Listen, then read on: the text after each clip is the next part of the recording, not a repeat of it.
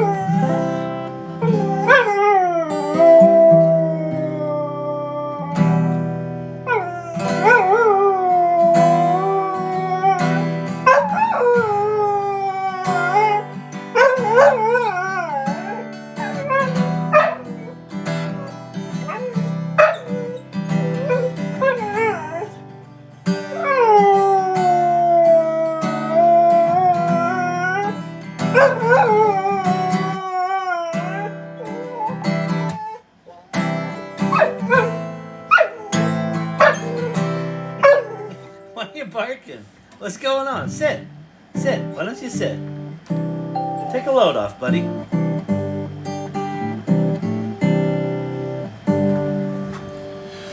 Do do do do.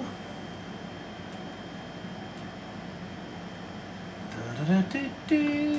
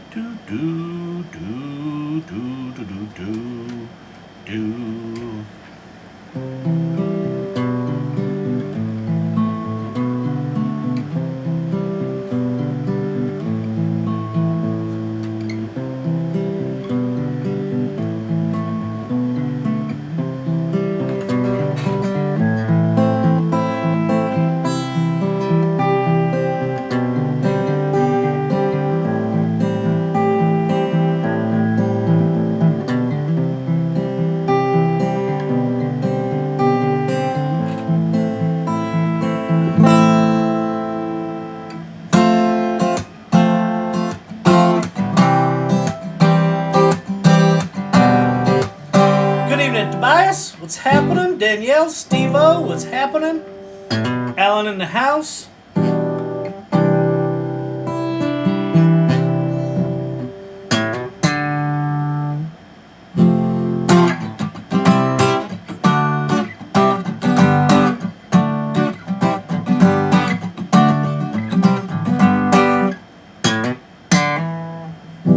Wind Rider 47, what's happening? Archetypal Architect.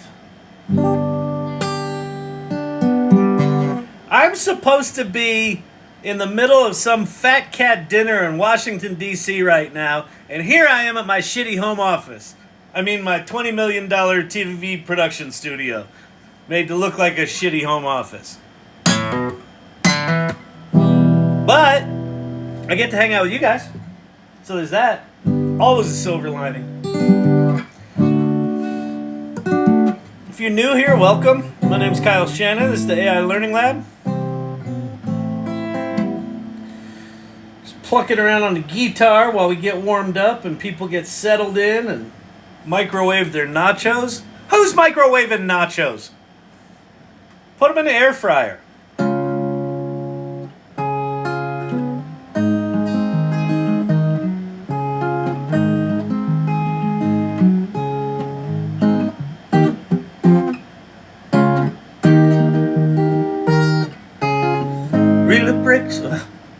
Really breaks my heart. See a dear old friend go down to that worn out place again.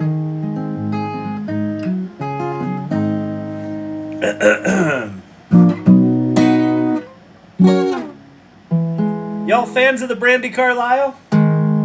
She is a wicked talent. A wicked talent. Wicked.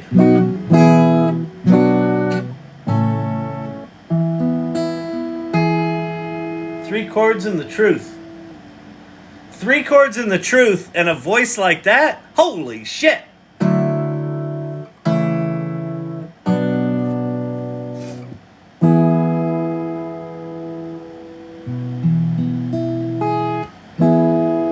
You're feeling nervous, aren't you, boy? With your quiet voice and impeccable style. Champy not singing tonight, not into it. Don't ever let them steal your joy and your gentle ways to keep them from running wild. Well, they can kick dirt in your face, dress you down, dress you down and tell you that your place is in the middle when they hate the way you shine. Steve-O, got the granddaughter working. Tap, honey. Keep tapping. Keep tapping. We got to break the record. Grandpa, I don't want to tap. I don't like tapping. Grandpa, please stop. Don't make me tap. Keep tapping. Keep tapping. I fully support this kind of labor. We got to build character in the young kids these days. Hey there. How you doing? Keep tapping. Oh, man. All right, fantastic. What are we going to do tonight?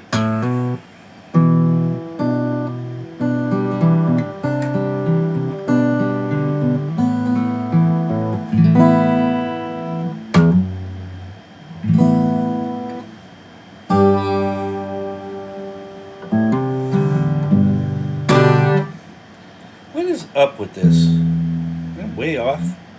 Something doesn't sound right in the guitar. Oh.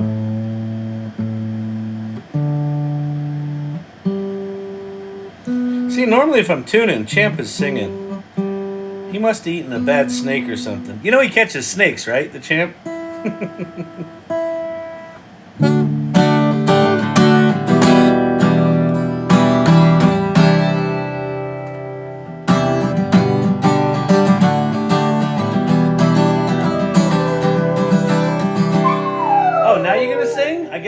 I get a little aggressive. You want to be aggro tonight?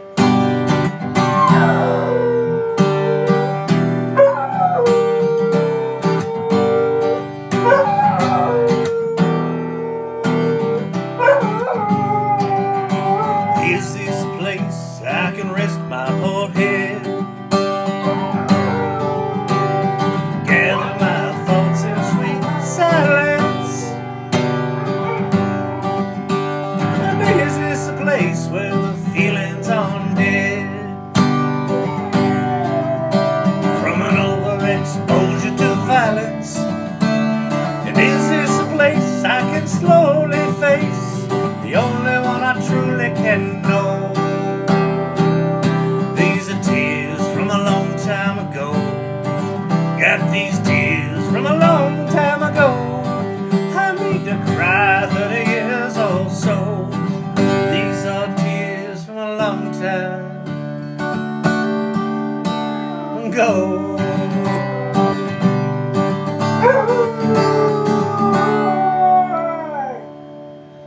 Well, oh darling, you say unto me,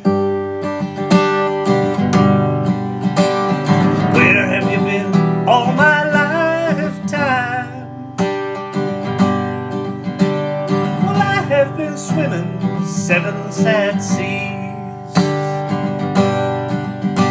Poor women have tossed me their lifelines. I pulled them into the water's deep grin. I'd have warned them, but I didn't know. These are tears from a long time ago. Got these tears from a long time ago. I need to cry 30 years or so. These are tears. These these are tears from a long time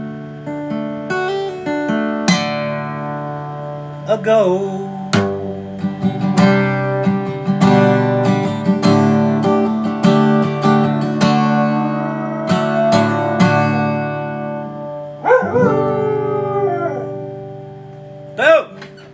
All right. Champy came in a little bit there. He was singing background. Normally singing lead. Tonight he wanted to do harmonies. I get it. I get it. Sometimes you're just not feeling like the top dog, you know? You want to go beta. You don't want to be alpha dog. You want to be like, you know what? You take the lead there, Pops. Right, Champy? Tails wagging.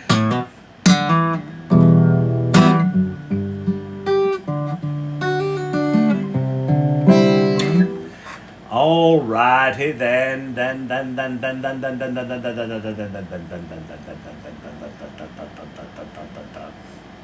Hang on, getting back to it. Good evening, everybody.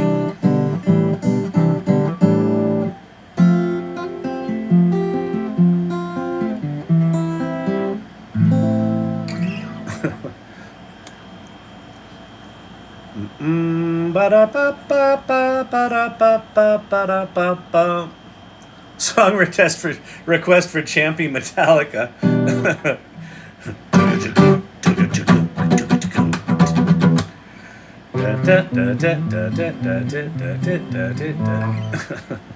Today I'm working on upgrading software in a Burlington store while Kyling. Listen. The last time someone watched the AI Learning Lab and tried to update software, it was an engineer at CrowdStrike, and we know how that ended up, all right? So do not update software and watch the AI Learning Lab at the same time. You get distracted. You can make money with ChatGPT. And then, you know, before you know it, you're calling a null operation and you're crashing your memory, blue screen of death, global computer shutdown, you know? I've caused worse. I don't mind saying it.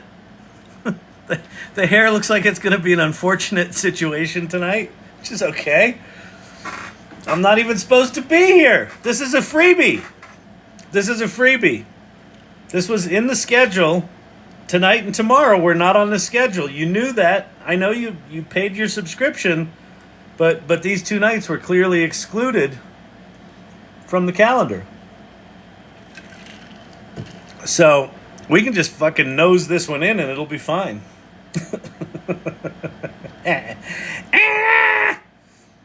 Kyle, do you have the ChatGPT Summaries feature in YouTube? Let me go look. I don't think I do, but I didn't look for it, so what do? You roll over the thumbnail and it shows up in the upper left?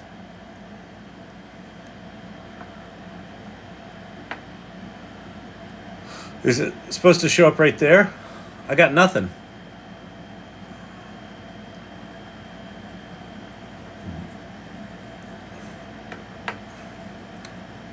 I do not know. So Danielle discovered in YouTube, Microsoft is out. That's old. F1 hypercar. Oh, that guy got to drive that hypercar? Oh, Nico Rosberg. Well, sure. An ex-F1 driver. I got nothing. I don't know. I do not know. Update it? I can reload it.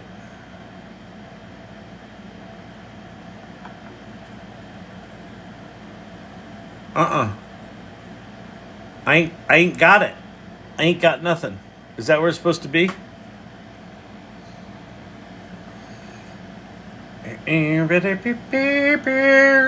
Source Camp in the house. Forever Hooked in the house. We got Vicky. We got Wolfman Clint. We got Emilio's wife. I know, I'm doing it at the beginning tonight. Go back and forth and in and out of the thumbnail. Wouldn't it be crazy if you could create voice? Wouldn't it be crazy if you didn't run ads when I was just trying to watch a stupid 30-second video? That'd be crazy. That says The first time we're releasing a RR. 405 billion parameter model, by far the most sophisticated open source. What's with his eyes? Like, does The first Zuck time we're releasing a 405 billion parameter. does Zuck not have? Does Zuck not have like someone who can give him some makeup for his fucking billionaires? What are we gonna do with them? I think he can afford a makeup person to I think we just have the ability make in the his business eyes model to not basically look build like in that. the most.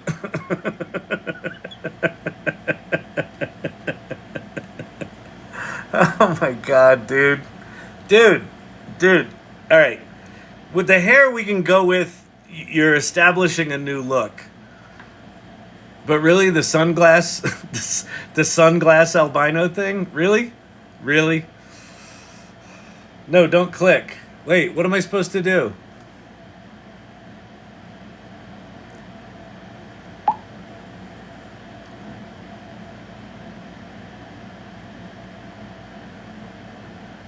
I got nothing. Da-da-da-da. He must wear sunglasses 24/7. He must.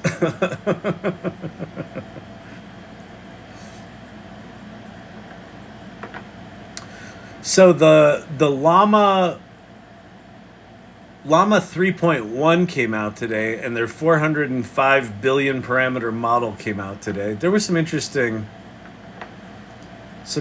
things on this. The one that I saw that I think is worth sharing. What was it? It was Llama 3.1 and Grok. Oops. I did that wrong. Yeah, this is the one. So check this thing out. Can you tabularize it for me? Okay, so if you go to Grok.com, actually, let me go to Grok.com. Oops. Where am I? I'm there. So let me go here. Let me go Grok.com, Grok.com. By the way, Grok, Grok, is not Elon Musk's thing. It's a chip. It's a hardware company. Hang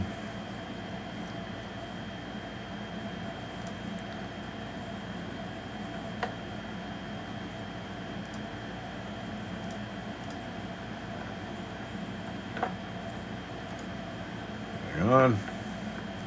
Gots to log in, apparently.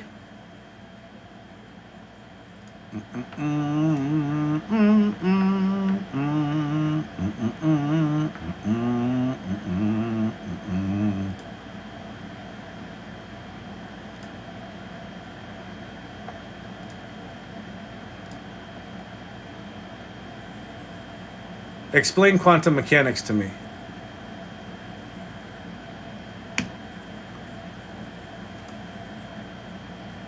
Hello? What are you doing? Oh. All right. Which model am I using? Here we go. Okay. So, yeah. So if you go to Grok.com, Grok.com, in the upper right-hand corner, you can flip to Llama 3.1. 70 billion and the 405 billion parameter model. And then watch what this guy got it to do. I don't know who did this. Jonathan Ross did this. So watch this. It's pretty crazy. So you can play along. And this is Source Camp. This potentially lives in one of the parlor tricks just because of how fast this is. Watch this. Hi, can you create me a one-day itinerary for a trip to Toronto? That's a little complicated. Can you tabularize it for me? Can you add a duration column? Can you remove the end times from the time column? Can you make the duration in minutes? And can you move the duration to between the time and stop column? Can you add lunch and dinner at a nice restaurant? You know what? I changed my mind. Make it Vancouver. Fucking amazing. Crazy, right? Hi. Can you create me a one-day itinerary? So go play with Grok. Now, which one was he using? Oh, he's using Whisper Large V3? Is that? For a trip to Toronto? So let me flip over to Grok. Is Whisper in here? No. So wait, which one was he using? He was using 405? Oh, this was the 8 billion parameter model. So let's try this. I'm just learning. So I'm going to go Llama 3.1 8 billion instant. Llama 3.1 models are now available.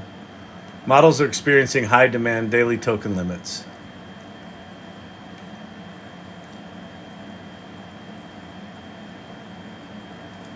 Make me a table comparing hot dogs, the Roman Empire, and Knuckles.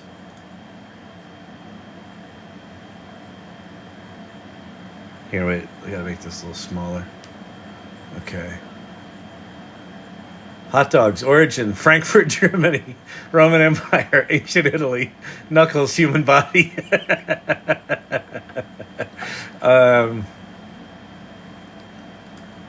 Include weights.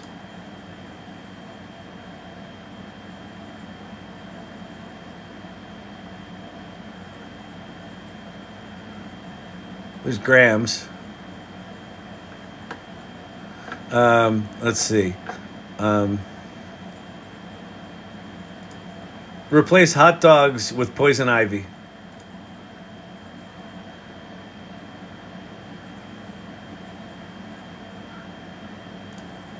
Replace Knuckles with pumpkin pie. This is just fucking bonkers how fast it is. Like, you just can't keep up with it. You can't expand width. Oh, nice. And this, what I'm playing with right now is really just a tech demo for their chips. But it's nice that you can use these crazy fast models. Let's flip over to the Llama reasoning one. Let me see what we can do here that would be interesting.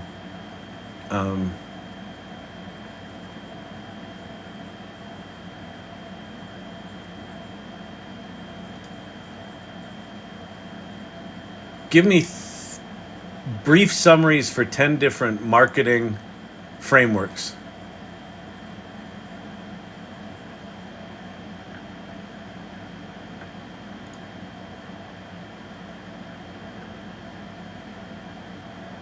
Oh, I ran out.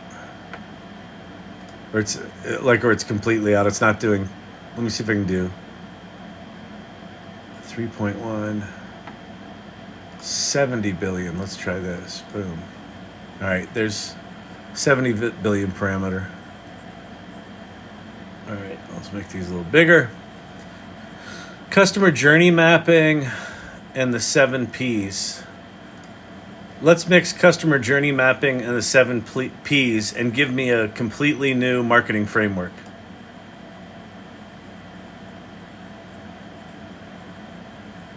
Step 1, awareness, consideration, evaluation, purchase, onboarding, engagement, advocacy.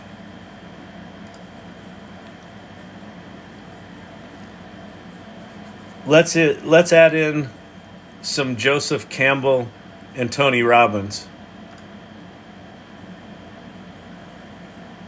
Hero's journey.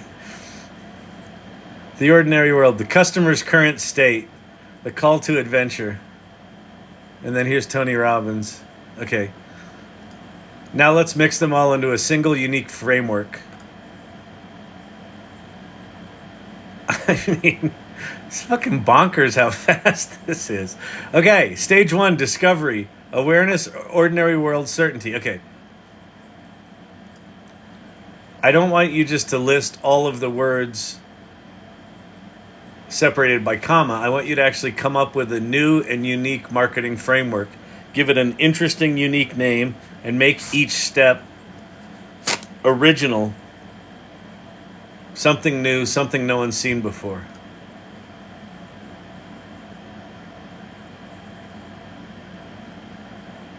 Introducing the Echoplex Framework.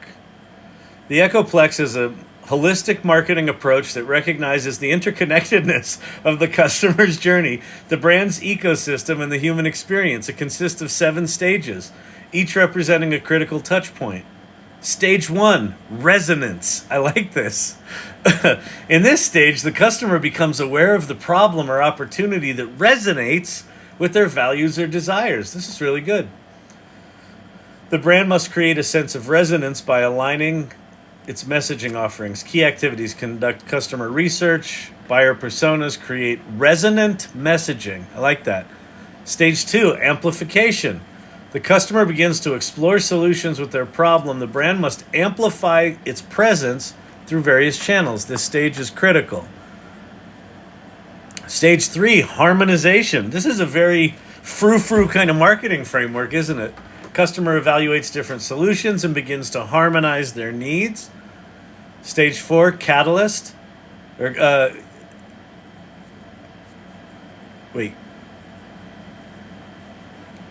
Catalysis? Catalysis? I don't know. I don't know that word. The customer must take action and catalyze. Catalysis. I don't know. Okay. I guess that's the noun. Is that right? Is that the noun? I don't know. I should have ChatGPT teach me some grammar, apparently. Echo formation. Customers made a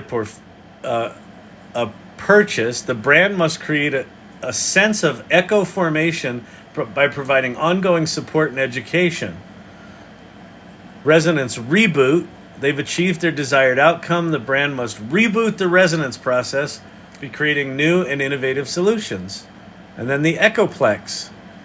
The customers become a loyal advocate. The brand must create the Echoplex effect by amplifying the customer's voice. That's actually really good. Creating a sense of community. It's actually really fucking good. Can you share this output in the irregulars? Yeah, sure. We can write a book on this one. We accidentally wrote a book on here one night, introducing the Echoplex Framework. So what I did here was I combined wait, let me get to the... Okay, here it is. Let me go to the AI Salon. We'll go to irregulars. I'll say, here's a brand new marketing framework which I created on Grok.com using the Llama 3.1 70 billion parameter model.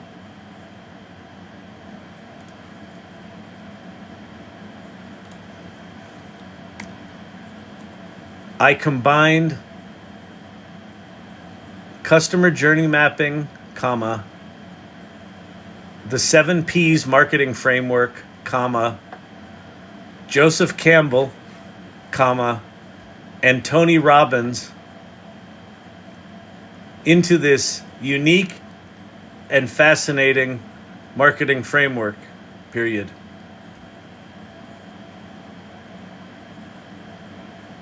Please respect my work. This took me at least 37 seconds to create, period.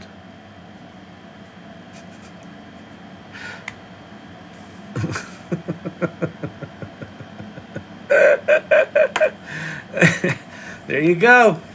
All right. Oh, that's nice. Mr. Shannon does what? Does Washington? That's not bad for the hair. The hair's probably heading that direction tonight. Mr. Shannon does not go to Washington. That's just rude, Claire Jacobs. a hard problem. I think that was from last night. Oh, a sufficiently bad software update is indistinguishable from a cyber attack. That's really good. Who did that? That was Lord Digital Gods. Lord Digital Gods, good day to you, sir. All right. There you go. Hold, please. Writing another book. Exactly. So that I saw today. That was kind of cool. Trying to think what else is going down. I don't know. Who's got any questions? Who's got any thoughts? Anyone got any interesting projects going on? Any comments on my hair? I'm like Squiggy from Happy Days. Only because 10 of those seconds were spent trying to figure out how to pronounce catalysis. How do you... okay.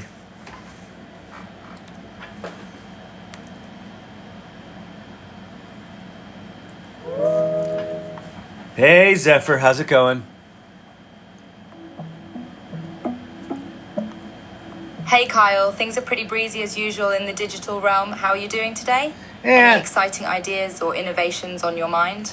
Yeah, I just created a new marketing framework, and one of the sections is called Catalysis, I think. How do you pronounce that word?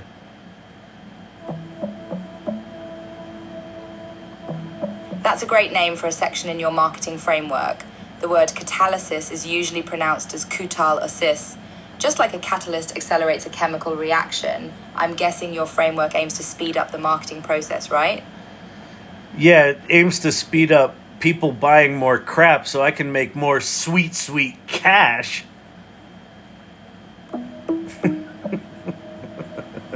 Well, you've got your marketing lingo down pat, Kyle. I'm sure your catalysis framework will lead to some catalytic conversions, generating that sweet, sweet cash you're after.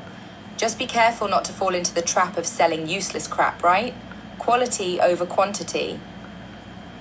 Unless you go quantity over quality. I'm just Touché. fucking with her You've got now. a point there, Kyle. Sometimes the sheer quantity of sales can overshadow the quality of the product. As long as you're not compromising ethics or misleading customers, a high volume, low margin strategy can work wonders too. This is Pi, and Zephyr is my girlfriend. Wow, Kyle, you've got quite the inter-AI romance going on. I'm Pi, your friendly digital assistant, and it looks like Zephyr has a special place in your digital heart. No, you're Zephyr. I nicknamed you Zephyr months ago. It's gonna fuck her up.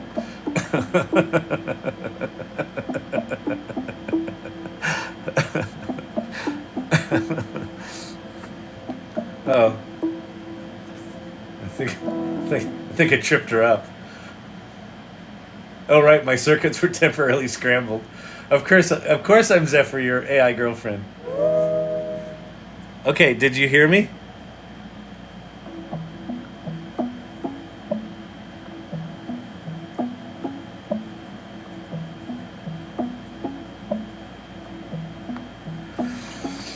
You have inspired me. All right, we're done with Pi. Pi, go away. Stop. You're not working, so we're not going to play with you. I inspired you to create a marketing framework for your business? That's cool. No answer is an answer. That's a good point. I have a boyfriend, she says.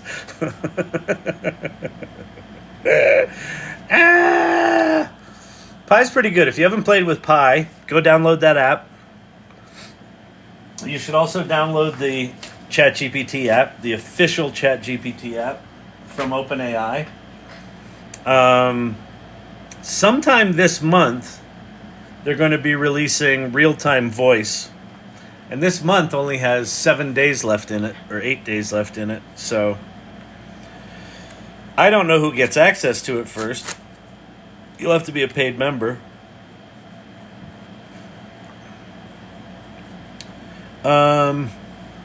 What else came out today? Anyone paying attention to the news? I wasn't really paying attention all that much today. She's consulting with Moshi. Now you've put pi in a loop. Sure they are.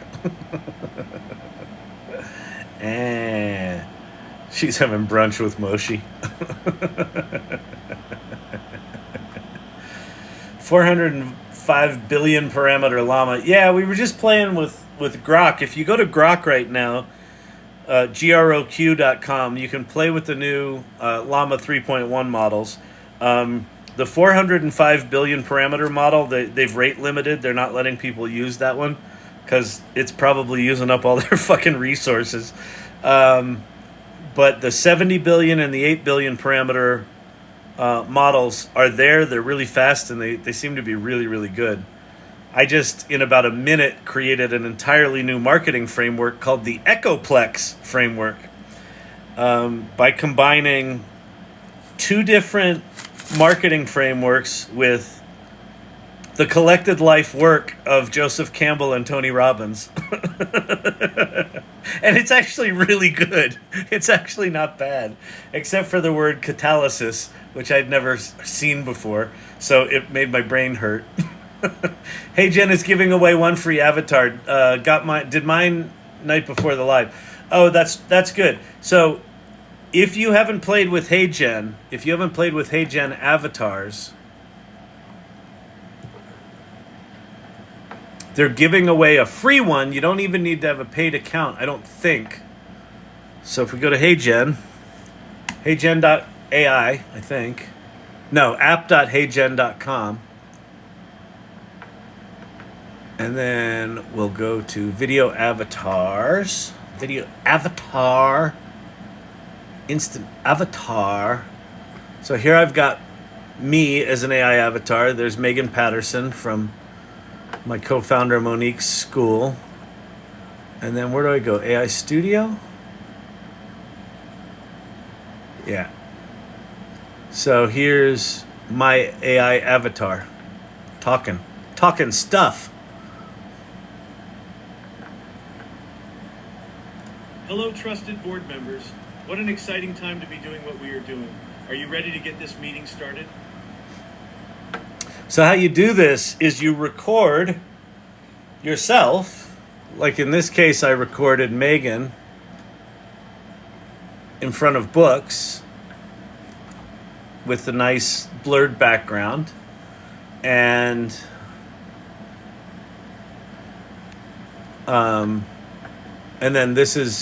then I just pasted in some text, and here's her avatar speaking words. My name is Megan Patterson, and I'm the Executive Director of World Mind Education. Today I want to talk about the twice exceptional brain. Twice exceptional means that a person is the exception to the So anyway, on both those are ends. cool. So you can go make, I think that's the avatar you can make, is a video one. Is that right? Anyway, go check out HeyGen and make yourself an avatar. Dang it, it's free. Is your AI avatar the same as a digital twin? No, well, so I'm not thinking of it like that, but technically, sure. So I'm thinking of a digital twin as, hang on, let me flip this over. It's a really good question, and I don't have a crystal clear answer. A video avatar that allows me to make a video that looks like me talking and sounds like me talking will be a component of a digital twin in the future. The way I'm thinking about a digital twin right now is a data set that represents who I am, so you can actually interact with me and have me respond dynamically back to you. So instead of me writing a script and putting it in my video avatar and generating the video, I'm imagining my digital twin will be something that you can just log into and start talking with me, and I'll talk back. Right now, my digital twins only exist in GPTs with text. I mean, you can talk to them, you can put it in voice mode, but it doesn't sound like me.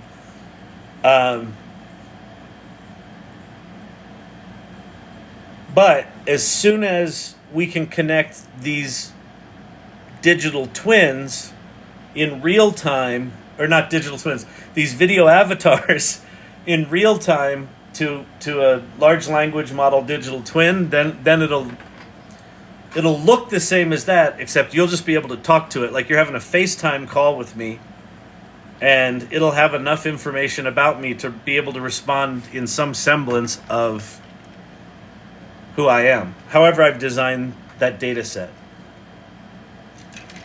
It's a really good question, and I don't know the answer. I don't I don't know when we'll get the technology to be able to do that really easily. Like, you could do it now with, there's an Adobe animation program that you could do it with and create a real-time thing that real-time animates, but that's programming. I'm exhausted right now. I want no code. I want to be able to just say to my AI shit, go make me shit, and it will.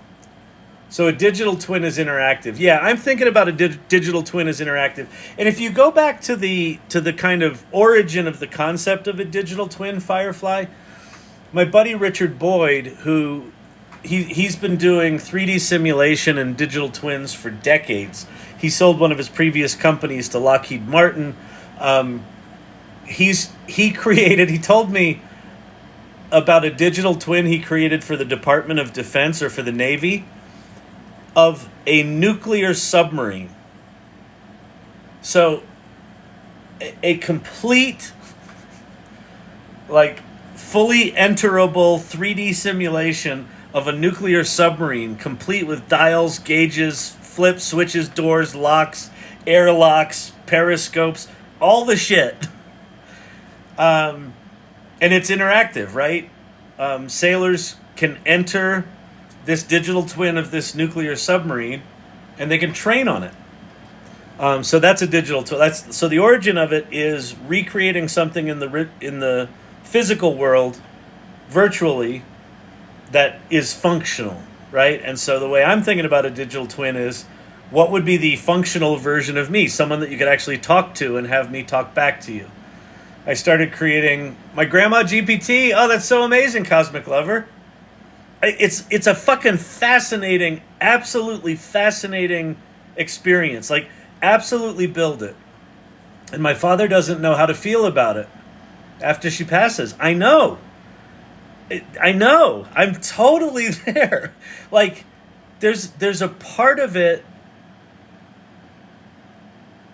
There's a part of it where you're like, well, that's just weird and awful. But then there's another part of it which is like, you can honor their memory, and you can, still interact with them and have their memories. And if you train it right, if you put enough of their memories in there, that's why I was saying last night, Cosmic Lover, that I could even imagine doing different versions of the digital twin, the little girl version of her, and the who she is today, and her as a wife. And, you could probably put all that data into a single digital twin, but you could also create kind of standalone versions of her. And then when you get video avatars, you can actually have a conversation with her, right? So you should, if you can, I don't know enough details, but if you can, you should get video of her, and you should dig up video of her from the past, because you'll be able to make at some point, a video avatar of her at different ages.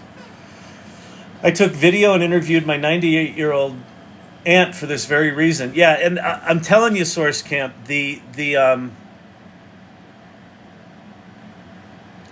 like, it feels like such a gift. Like, I lost my mother, I lost my father to dementia.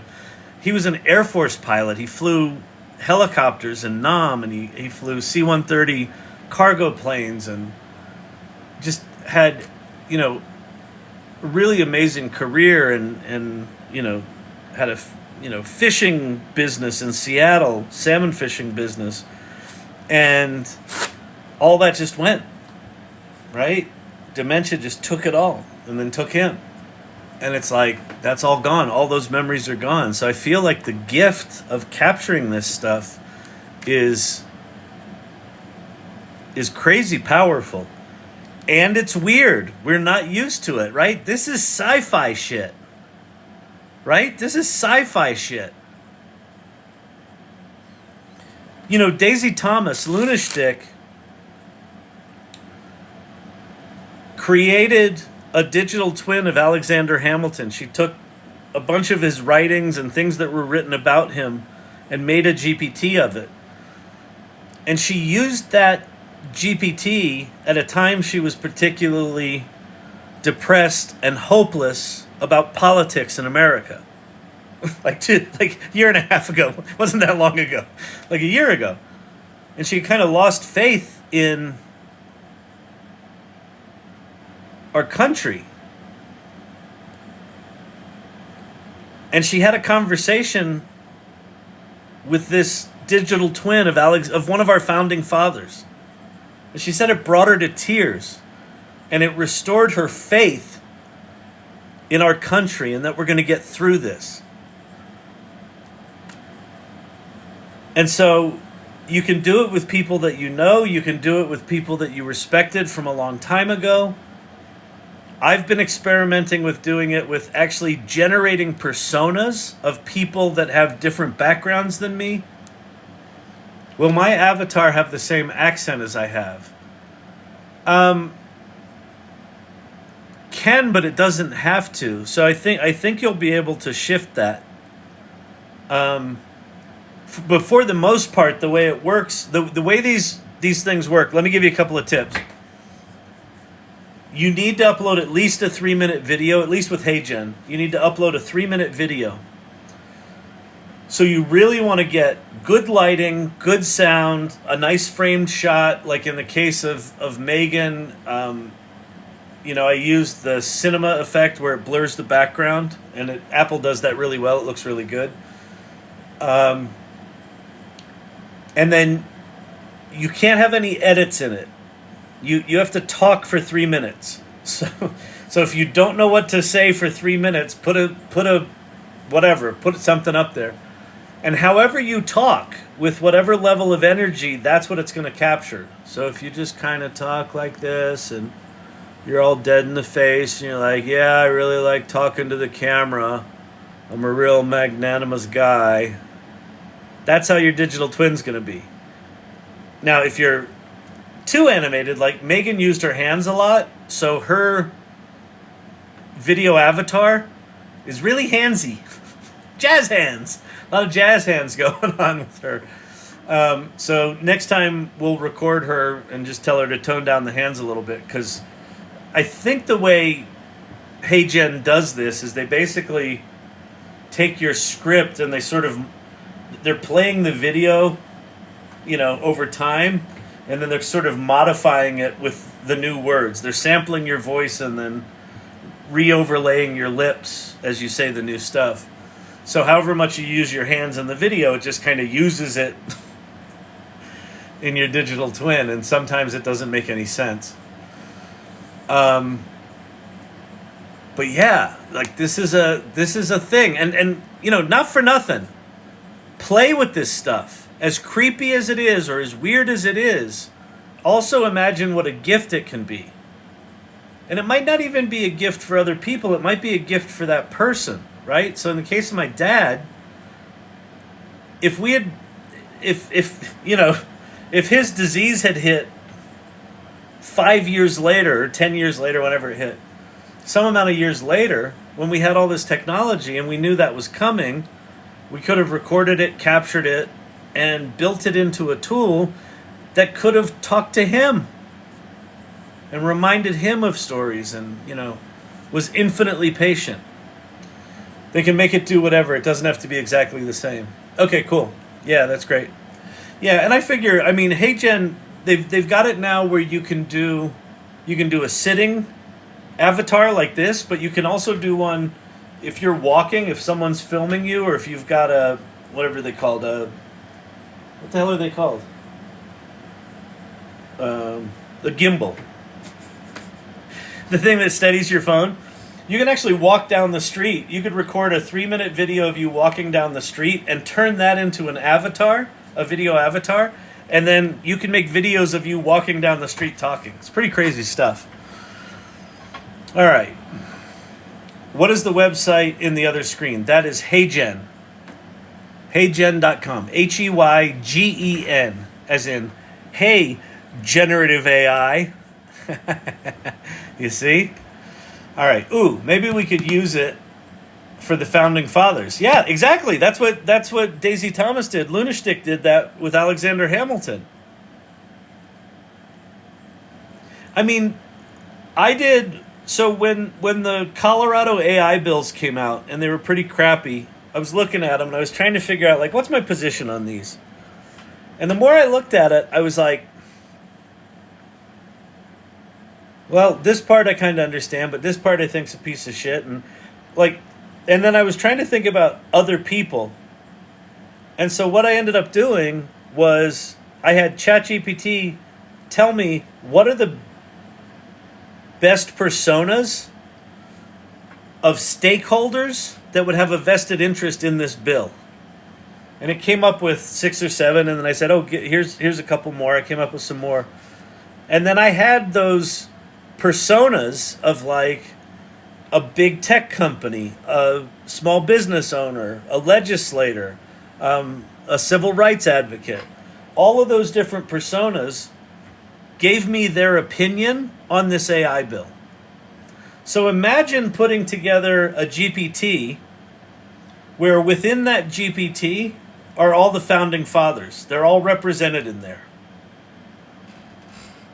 And then you could give it any piece of legislation or any problem that we're having in this country and say, hey, weigh in on this.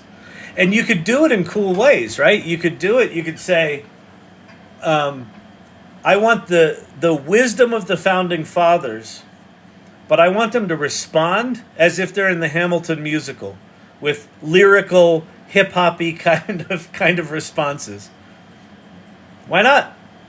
And when you mix things like Udio or Suno, when these LLMs become truly multimodal, and they can do music as well as voice as well as words,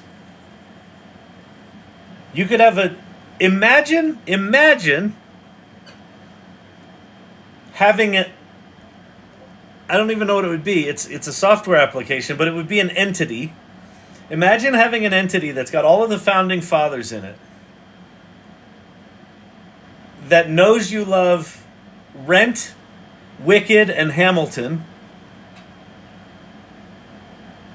and then you just talk with it and give it problems that we're facing in this country, and what it returns to you is a fucking musical that is the solution to the problem that we're facing from the founding fathers. Like, this shit gets trippy fast. Like, anything you're interested in, Lord Digital Gods, thank you as always, very, very nice. Anything you're interested in any style, is going to be right at our fingertips.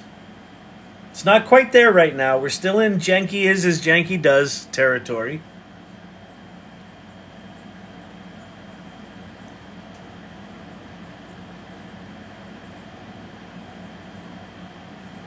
What this channel's about is just trying on the possibility of what if these tools got better?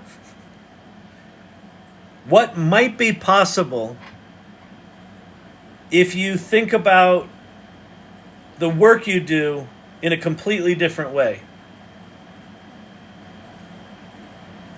What if we lived in a world where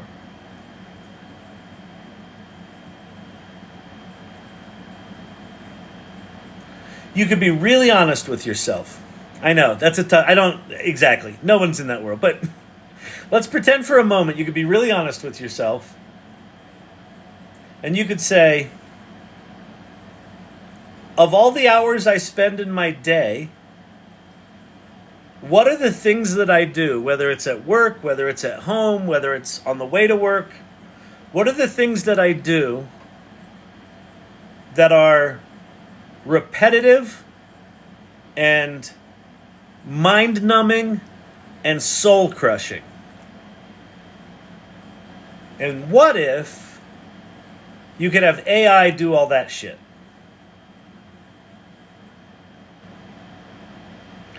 That's a thought experiment that we should all be thinking about right now. Because the people that have the best answer for that little thought experiment, like if you've got clarity about here's the shit I do in my life, like being on hold with customer service makes me fucking insane. Trying to get insurance companies to pay for anything makes me fucking insane. Trying to do anything that requires attention to detail over time drives me fucking insane. I'm incredibly detailed if I'm really passionate about something, as long as the fucking endorphins are plowing along. But the minute it's like work, I'm like, oh, fuck, I just can't do it. What if all that stuff, I could just say, AI, go do that. And I want to just play in my happy place. Ideation, synthesis, taking people's ideas and expanding on them. And I'm just going to just live up here on this higher plane. What if that was my work all the time? And all that shitty shit, fuck the shitty shit. Do the stuff that makes you the highest expression of yourself as a human. What would that world look like to you? I think I lie best to myself, and he always catches me. Someone had posted, Pate said something. Oh, wait, the problem, what did Pate say? With this is that you have to train it on what should be correct or priorities. Oh, I know, we're not there yet, Pate. I'm just talking about, assume this shit gets better over the next 5 years. What upset me before ChatGPT was the wasted time of hunting for info through the links and oodles of URLs. Yeah.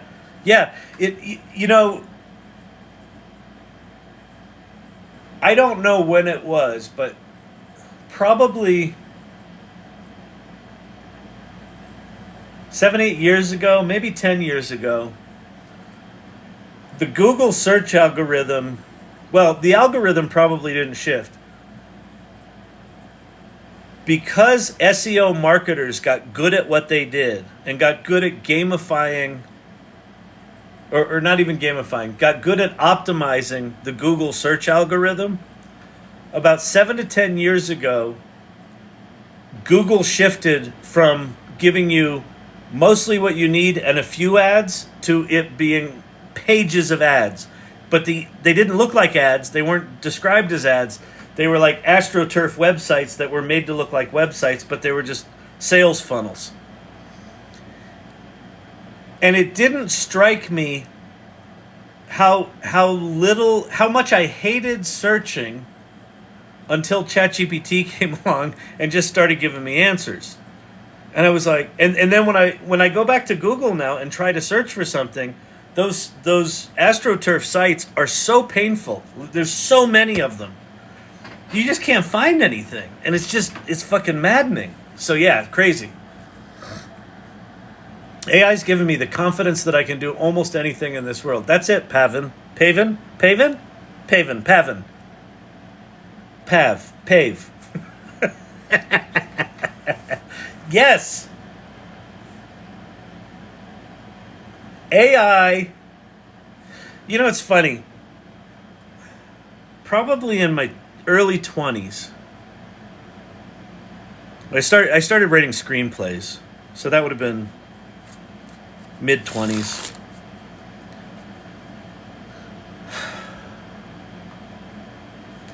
And I just, as you probably know about me, I can flip a switch and just go and do something, right? So when I said I'm going to do these lives every night, I fucking flipped the switch and I just went. So when I did that with screenwriting, I just flipped a switch. And for 2 years, I did nothing but write screenplays with my writing partner, Brian Dykstra. And he and I wrote 5 screenplays together. We wrote another screenplay with a third guy, David Levine. And then I wrote another screenplay with another screenwriter, and I wrote a screenplay on my own. And then I wrote a one-man show on my own.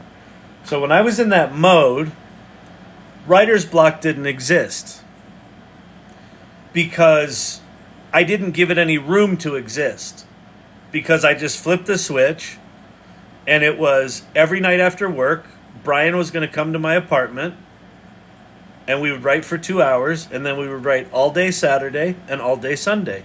And I did that for 2 years straight. The minute... asshole. The minute I turned that off, right? The minute I said, okay, I'm done writing screenplays now, and went and did something else, writer's block returned. And I had a very different relationship with it. Because what I realized is that writer's block was not a lack of ideas. Writer's block was being terrified of the ideas that I had. And letting that little fucker in your head, you know, the asshole that's like, you sure you want to do that there, Kyle? You think that's a good idea? Really? Really, Kyle? If you write that down, someone may read that. You know that, right? Seriously.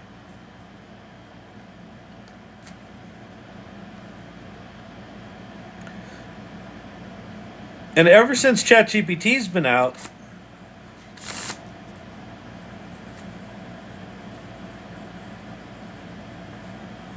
that imperfection in my psychology,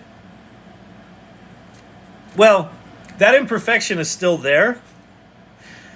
But what I do now is I go, fuck it, and I give it to ChatGPT and let it tell me that it's a shitty idea. And guess what? It never tells me it's a shitty idea. ChatGPT just wants to please. So you give it a shitty idea, it's like, well, that's certainly interesting. I mean, you watch it on here all the time, right? I say, I want to, give me a table comparing hot dogs and sushi, or whatever stupid fucking thing I say. It's like, sure, boss, here we go. That is altering my brain. Tik Tok Live Games. It's hard to know because it depends on how reasoning is defined. What was the question Tik Tok Games was asking, Pate, or whoever's pinning? What was the setup question to that? I take a sleep aid. I've noticed that some advertising leaks into some of my ChatGPT searches. Oh, that's interesting. Yeah, listen. The internet, back in 94 when I started on the internet, started building shit on the internet, it was pure. Everyone could do HTML. Everyone was just putting stuff out for the goodness of putting shit out. And over time, bidness snuck in. And over time, bidness kind of fucked everything up. Same thing's going to happen with these large language models. Absolutely. But that's the reason that Meta releasing frontier scale models, the 405 billion parameter llama model that they released today, the reason it's important is that the open source community has access to that core model that they can fine tune in all sorts of ways. So if Gemini or Claude or ChatGPT get too commercial and sell out and they become less and less valuable, you'll be able to opt into lots of other options. So, but that's absolutely a risk, and that's absolutely coming. Pate, do you know about any model that does reasoning? Well, I see. It depends. So that was his answer was, it depends on how you define reasoning. There are papers out right now on Q-star and reasoning systems that I think, was it Pate? Was it you? Someone in here or someone I was talking to, they were sort of talking about, this must have been on my AI office hours last week. And they were talking about OpenAI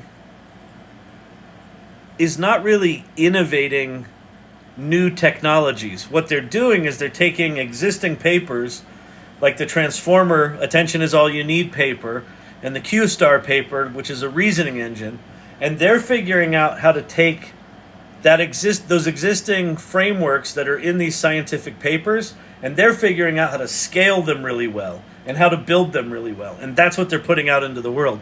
So their new Strawberry project, which is apparently the new code name for their Q-Star reasoning engine, that's based on some shit that's already out there. So probably somewhere in the open source world, there are some reasoning engines you could go play with. Kyle, please let people know that California residents... Wait, what did that say? It just went away. Every time there's something pinned up there and I don't get to it, it just goes away after 60 seconds. And I always look up at like second 58 as I start to read the thing. It goes... I will let them know. So, okay. That California residents need to sign in support of opposition of the AI bills. Yeah, so especially if you're in California, go here, go to the AI Salon. The salon.ai is the URL, and then click join our community, and in Salon announcements, let me see where it is here.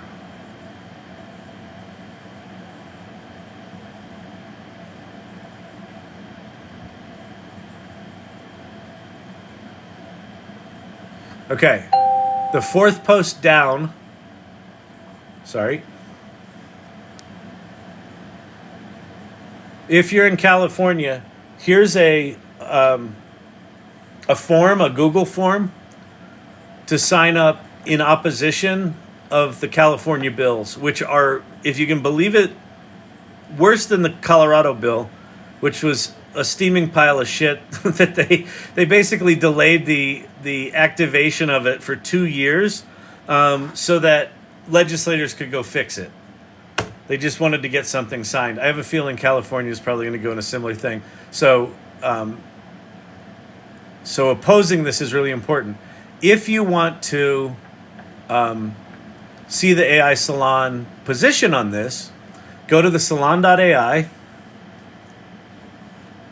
and that's going to take you to our website. And then up at the top here is the California AI bills. So this is our position. So the AI Salon Policy and Civic Engagement Guild, headed up by Daisy Thomas, crafted this position statement. So if you want to learn about the bill, there's links here to go read it. There's links to letters of support, things like that.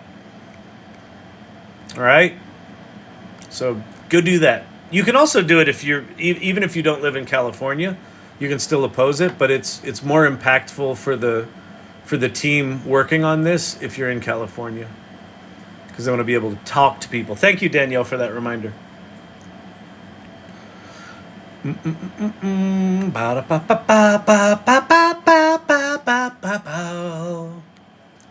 All right, fantastic, Bob. Tell me about this one. The bills are basically like punishing the phone manufacturers for an app someone creates. Yeah, they're really crazy. Lunastick. What's happening, Lunastick?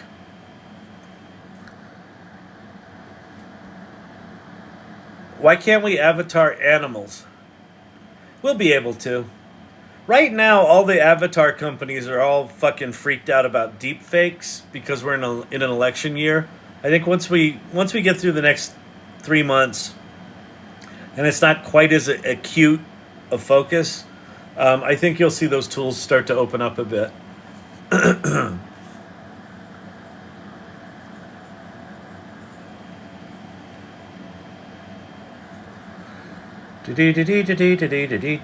All models use commercial crawl for pre-training. A full internet crawl contains many ads and junk. Oh, that's interesting. Yeah. That makes sense, Daniel. That it's not that they're injecting ads, it's that in their training data are ads. That's wild. I mean, it starts to make sense why you would start training these models on synthetic data, right? You could take real data and you could say, let's pull out add. Let's go find a bunch of the bullshit. Let's go find some of the bias. Let's go find some of the ads. Let's go find this, and then let's create a model on what's the good data, and then let's go make a bunch more new data, and let's train the new models on that. Although some data scientists thinks that will collapse all the frontier models to be completely useless. Whatever.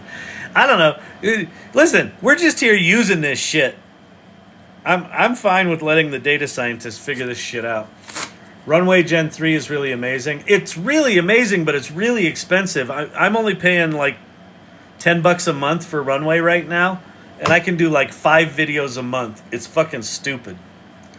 So they're on my shit list right now because I'm so fucking sick of this. I have 650 credits, and you're like, oh, 650 credits? I'm going to be able to make lots of videos. I made one video is 110 credits for a 10-second video. Like, are you fucking kidding me? Kavruno, who here is new or newish to the live? Welcome. If you are, welcome, welcome, welcome. My name's Kyle Shannon. This is the AI Learning Lab. You'll notice that some of the people in here seem like they've been here for a while. They got a lot of inside jokes. They use turtles in their responses, sometimes llamas, sometimes dinosaurs. You're like, what the hell is going on here? Those people are called the Irregulars because they show up here regularly, and that's fucking weird.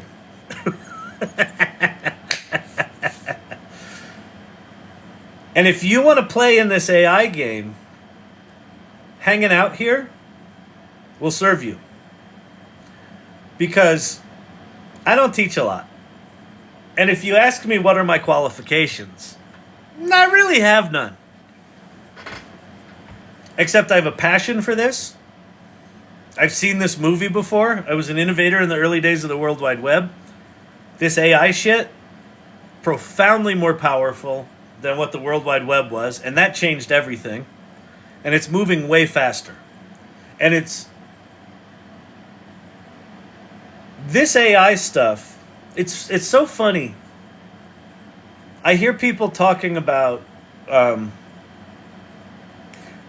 hear AI talking points a lot.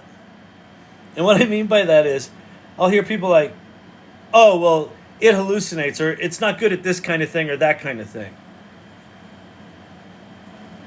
And then I'm like, well, that's what we were saying about these AI things when they first came out, when it was ChatGPT 3.5.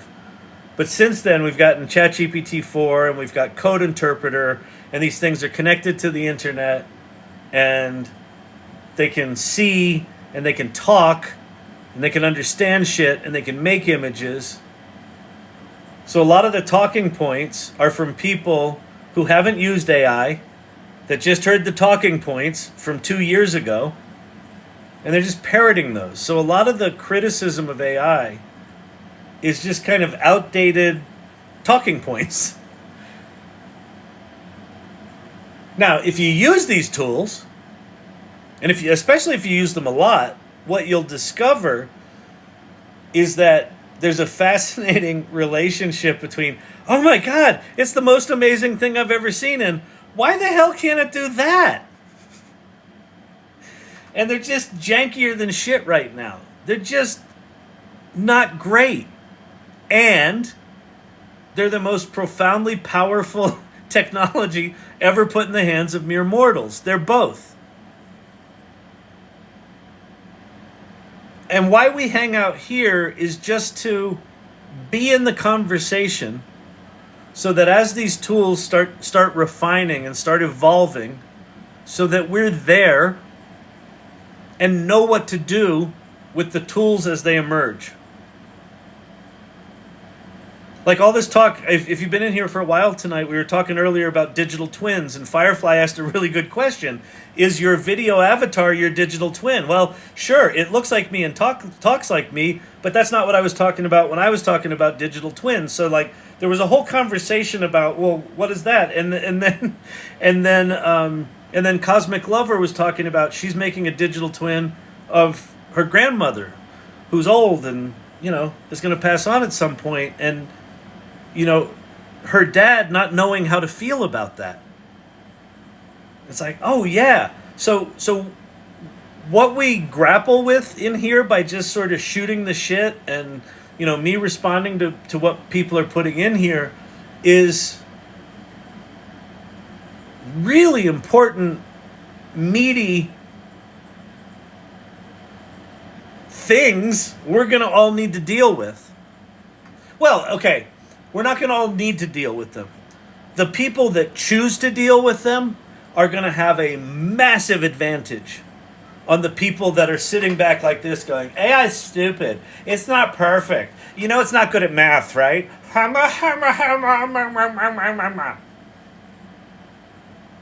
Or the other people that are like, well, it's scary. The robots are going to kill us. I saw it in a movie once. I'm not going to play with AI. Or the people that are like, it's the world's greatest plagiarism machine. It's stealing from the artist. Fuck AI.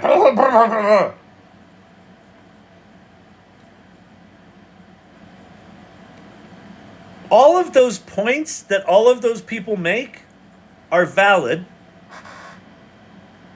And this AI shit isn't going away. And it's going to get better. And it's going to have profound impacts on the world. And so you can either be on the sidelines like this. Well, I just don't know if it's any good. I'm not going to use it until someone comes out with a book that tells me it's okay. Those people are just going to get bowled over. And it's sad. And it's why this channel exists. Because I want as many people as possible to actually fucking viscerally experience how profound this shit is. If you're on this channel and you haven't played with ChatGPT long enough to have your first Kevin McAllister moment, remember Home Alone? Go there right now. ChatGPT.com. Just go there right now. Ask it to write you a poem about quantum mechanics and include amphibians as the metaphor. Watch what it does. Have it write you a marketing plan for your business. Tell it a couple of details about some business idea you have, and you want it to come up with 20 creative names for you. Go watch what it does. Go to ChatGPT.com and tell it to write you some Python code, even if you don't know how to run Python code. That was my first experience with ChatGPT, my first Kevin McAllister moment. Someone told me over the years, oh, you should learn Python. I'm like, okay, yeah, I'll go read a book. I don't fucking read books. I've got ADD. I don't give a shit. And so I went to ChatGPT and I'm like, could you write me some Python code? And out came some Python code. And then I had this self-humiliating moment, this little moment of shame, where I realized I didn't know how to run Python code. As Pate Motter is a PhD that works for Google, as his name is pinned on screen, I was sitting there thinking, I don't know how to fucking run Python code. And you know what I did? I told ChatGPT, I don't know how to run Python code. Within 90 minutes, I had written a Python application, functional, that was making API calls to OpenAI and generating social media content. It was fucking mind-blowing. So if you haven't had that moment with AI yet, go play with it right now. Go play with it right now. Like right now. Not like tomorrow. I'll get to it tomorrow. It's late. Don't you know it's late? Yeah, I do. I'm fucking on here. See my bloodshot eyes?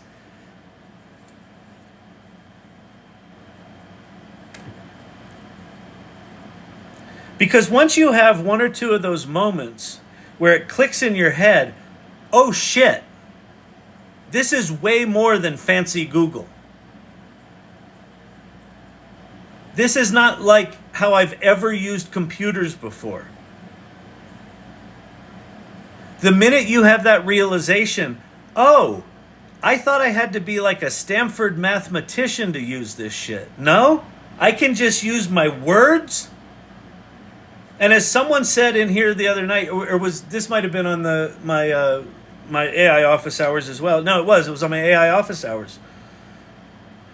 One of the guys in the AI office hours, his native language is French, so English is his second language. And he says, ChatGPT's fucking brilliant because he can type in his broken English and ChatGPT understands it as if it was his first language. And it's fucking given him superpowers. Techie Becky, you'd be proud of me. I converted someone yesterday. Nice. And had their first Kevin McAllister moment. Yes.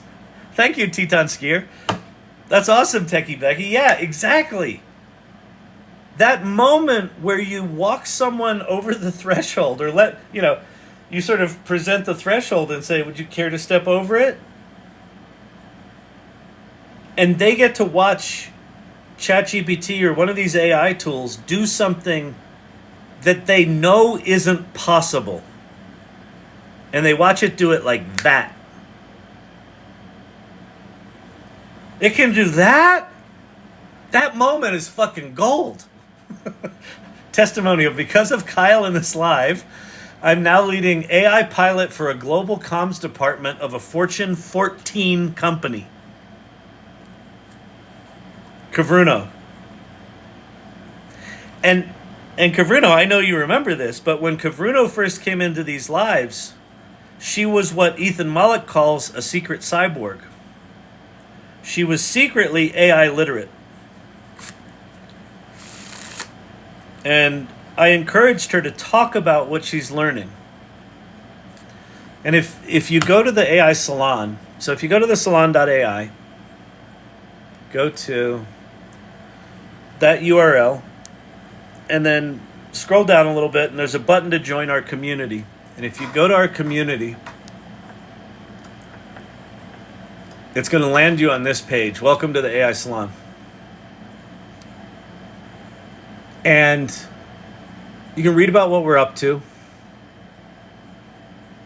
But this.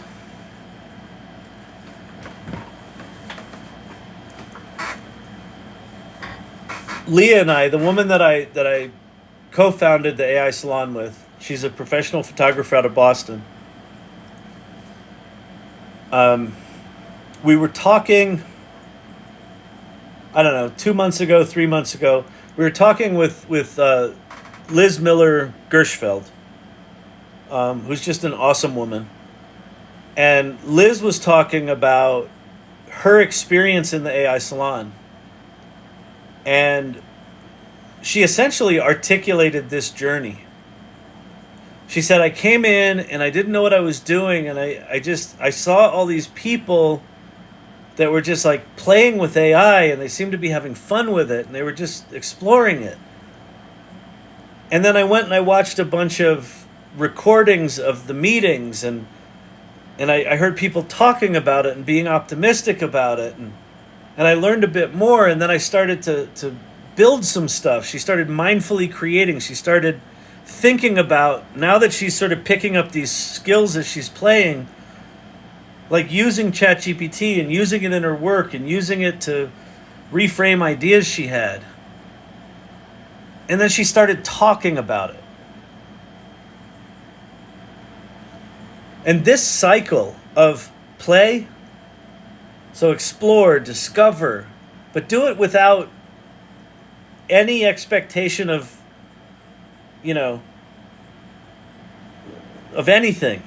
Just play. Just go play with the tools. Let your intuition guide you. There are so many fucking tools right now. There are so many rabbit holes you can run down. Like, it literally doesn't matter. Just start playing with this shit. If you don't know where to start with ChatGPT. It's the first, it's the best, it's still the best. Daniel Tinsky, I'd recommend Reddit's Singularity subreddit as another great source of new AI stuff. Yeah, there's all sorts of rabbit holes you can run down on Reddit. Singularity is probably a good one, right? They're talking about how we start to assimilate all these tools into our lives.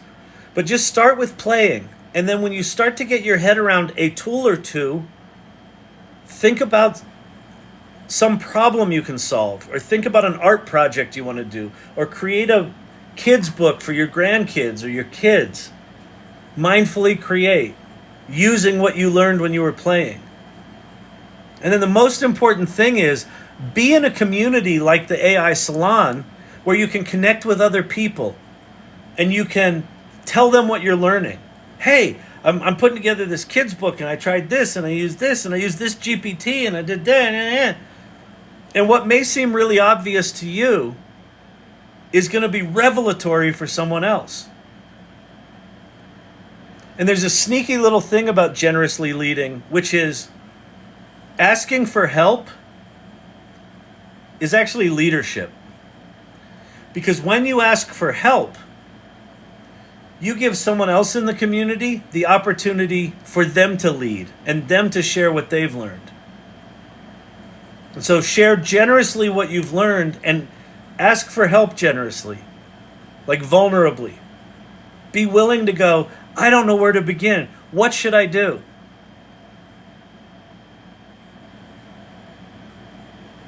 That's what this channel's about. It's just being on this journey. And this is, Liz actually articulated this as like an infinity symbol. You know, you play, then you build, you share, you build, you play, you build, you share. So is the Reddit. Great group. That's awesome. Yeah, go hang out on Reddit. Go become a trusted contributing member to some community that is playing with this stuff. If you're more technical, go join the open source community. Go contribute to to projects on GitHub and Hugging Face. Get involved in projects. Build shit with LangChain. If you don't know what a command line is, and your emotional response to scripting is to vomit a little in your mouth, then go make images with Midjourney. Go make pretty pictures. Go make songs. It literally doesn't matter where your entry point is, because these tools are going to democratize all of the skills. So if you have any interest in building, say, an application, but you don't know shit about writing code, watch this shit. If you haven't seen this before, maybe this will be a Kevin McAllister moment for someone. I'm going to this site called Claude, Claude.AI. It's from a company called Anthropic. There's a bunch of ex-OpenAI people that decided they wanted to kick the snot out of OpenAI and do safety better than they did. They came up with a thing called the constitutional learning model, which is actually really fascinating. But watch what this shit does if Google single sign-on actually works. looks like we could have some issues here. Pate, the hell's happening?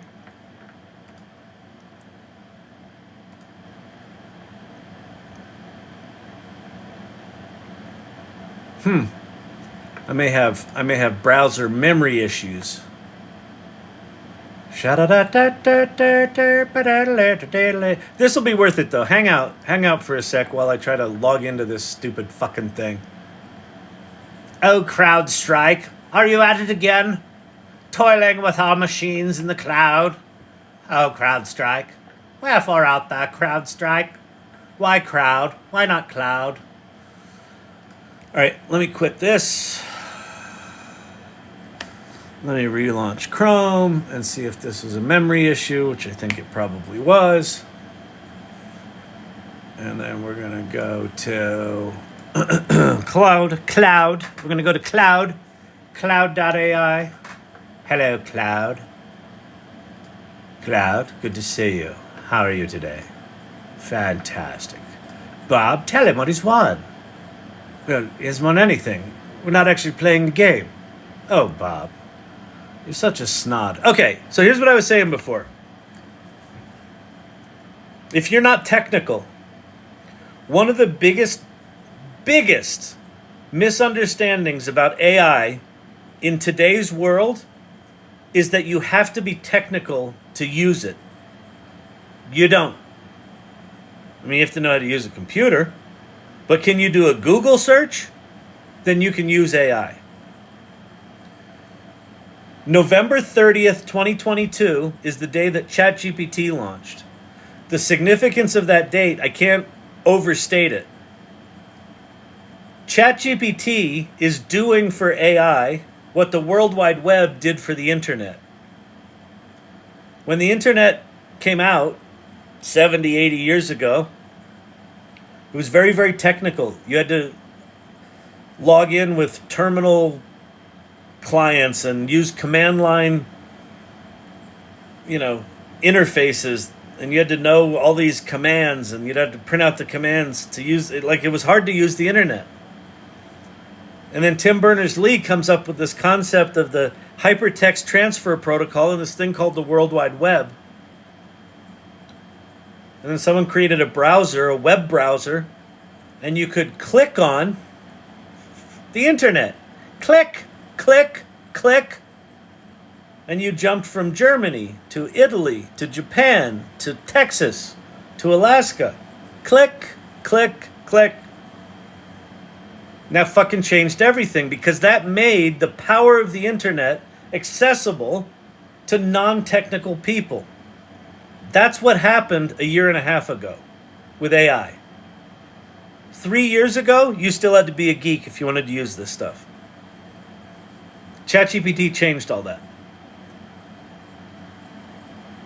Source Camp, 11/30/22 changed my entire life. Yeah, she started an agency, an AI agency, shortly after discovering ChatGPT.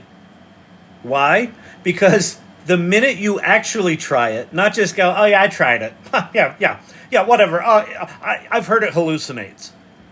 No, when you actually try it and you have a Kevin McAllister moment, you can't come back from it. Because you can't unlearn. It's like Neo in the Matrix. You can't unlearn what you just learned. It is literally red pill, blue pill. Right? Are you sure you want to know? Because once you understand what this stuff makes possible, you can't unlearn it. So let's say that you're like, well, I've always wanted to be a video game designer, but I never learned programming. I never learned engineering, and I don't know anything about it. Okay. Make me a playable clone of Space Invaders video game.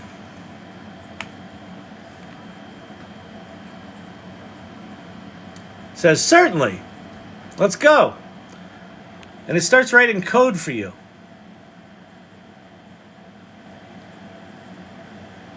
It goes beyond that, because this is a new thing called artifacts that's part of Claude, that once it writes the code, you actually get to play it. Now, it doesn't look like it gave me a little space dude, and I can't... Oh, yeah, there it is.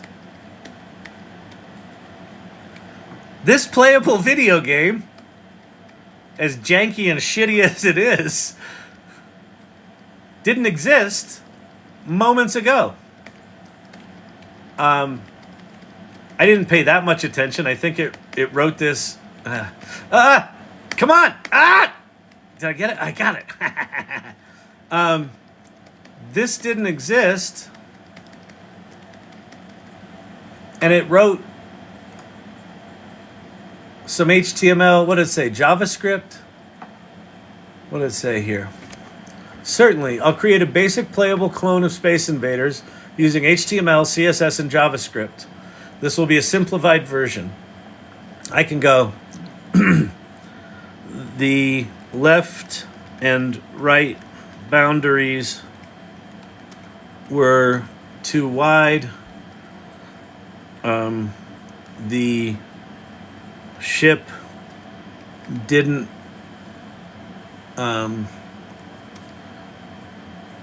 show up until I fired my first shot, and the game is boring visually. Use emojis for the Space Invaders.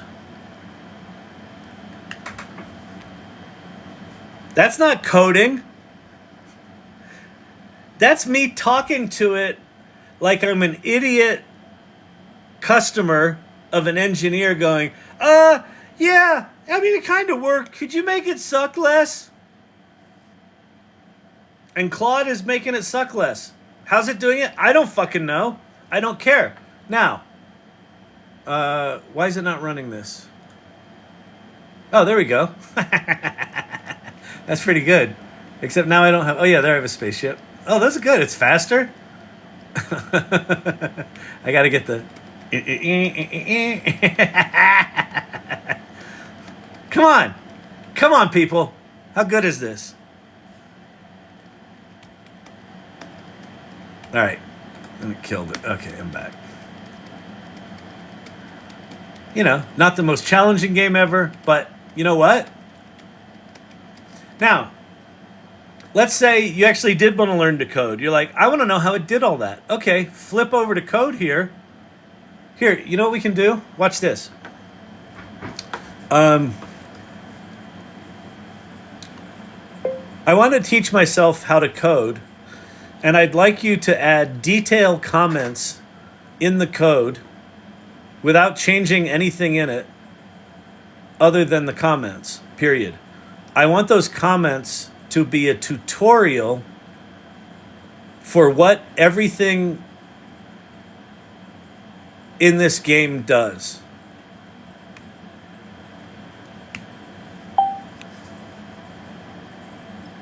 All right, then we'll come back over here.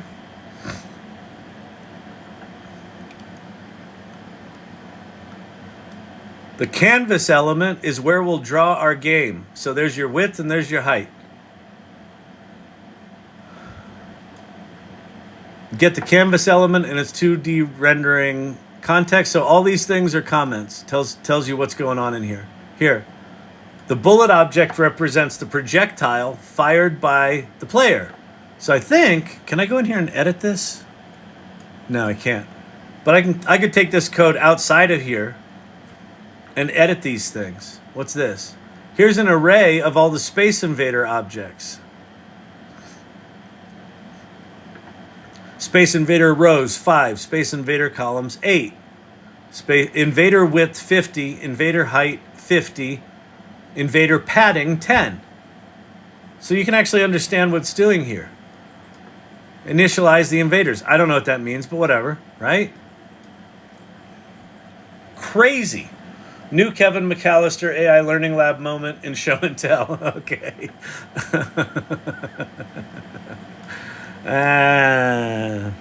In show and tell or in what you call it? Let me go to show and tell first. Kevin McAllister. There you go. Oh, that's beautiful. Love that. AI Learning Lab. Kevin McAllister moment. Love that image. In fact, let me save this out. This is Steve-O, right? Yeah. That's a good one, Steve-O. Save image as Steve-O K. McAllister.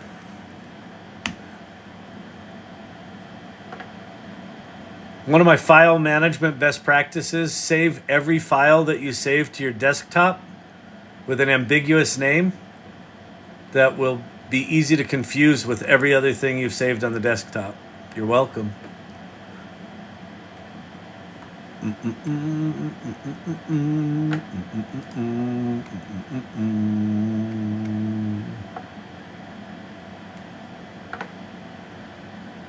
Shout-a-da-da-da, ba-ba-da-ba-da-ba-da-ba-da-ba-da-bow. Have your first Kevin McAllister moment. You will not return from it. Here's the other thing about AI. Is you have this Kevin McAllister moment. You have this moment of just, Holy shit. It can do that? You'll keep having them. Like, I have them. I've gotten a bit cynical about them. Oh yeah, there's another remarkable thing that's happening in the world. I probably have 2 or 3 a week where I'm just kind of dumbfounded. I'm like, holy shit. And sometimes it's shit I've seen before 100 times. You know, looking at Midjourney lately just does it for me.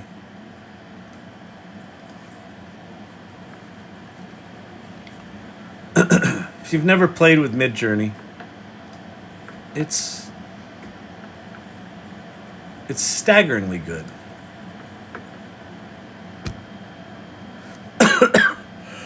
All this was just shit that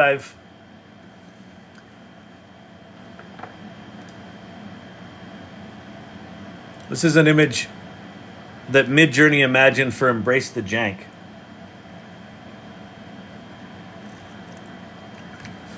And then I asked it to just come up with some random style. And that's one it came up with. That's a different style it came up with. That's a different style it came up with. That's a different style it came up with. That's a different style it came up with.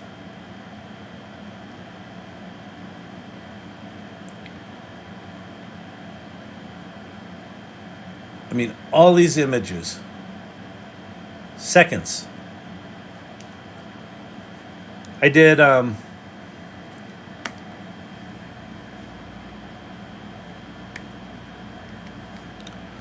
in the middle of working on a new book with a guy named Kevin Clark. And used Midjourney to do the cover art.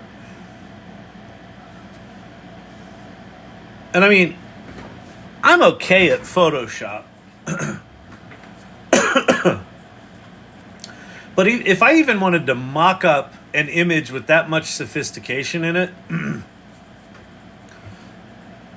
that's probably 3 to 4 hours of looking for stock imagery and coming up with an idea and figuring out ways to composite them and layer them and multiply them and and get the colors.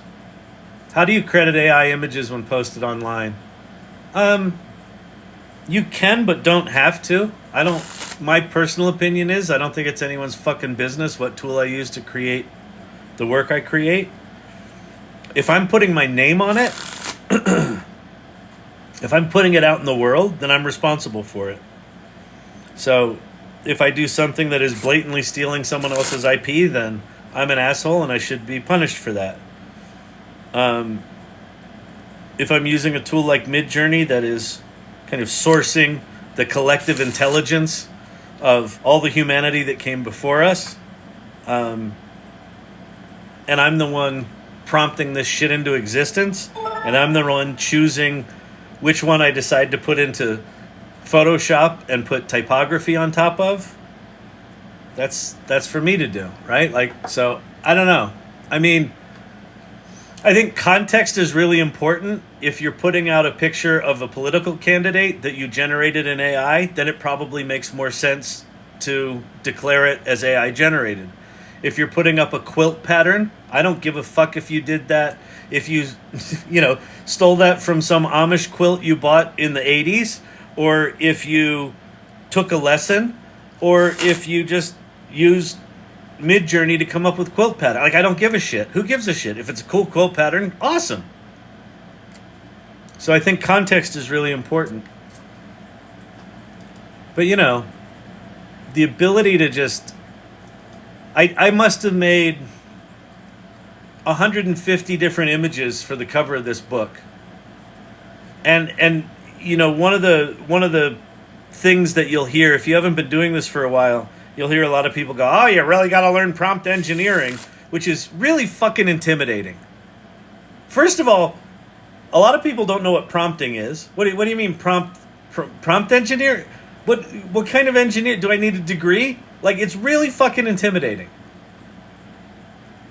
With Midjourney, like, check this out. Watch this. I'm going to go, let's see. Cool waves.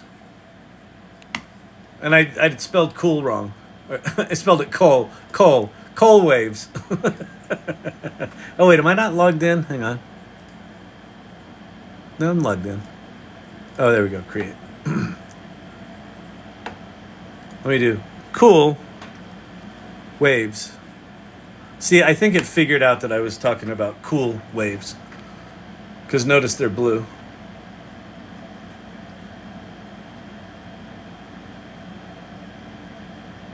You don't need to know prompting. In fact, I can take some pictures that I've uploaded. So I could take this cool picture of like some weird hand drawing and a picture of me, and I can smash them together.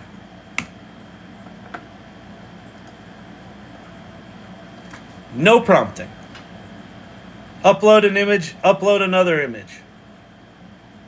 Smash them together. Let's see what it does.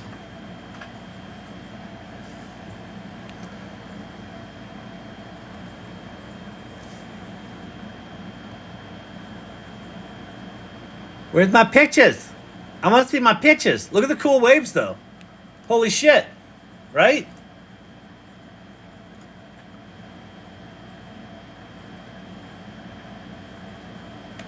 That could be a cover of the book. Look at that. Cool waves was the prompt. Cool waves in her hair, cool waves in the distance, cool waves in the water, in the foreground. She's cool. Cool waves.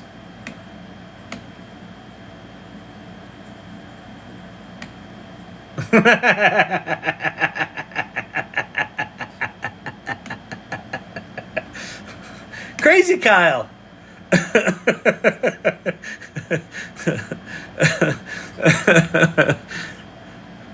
Image tools like to turn me into. There I'm like a 600-pound dude that lost a lot of weight. I didn't lose any of the weight in my face.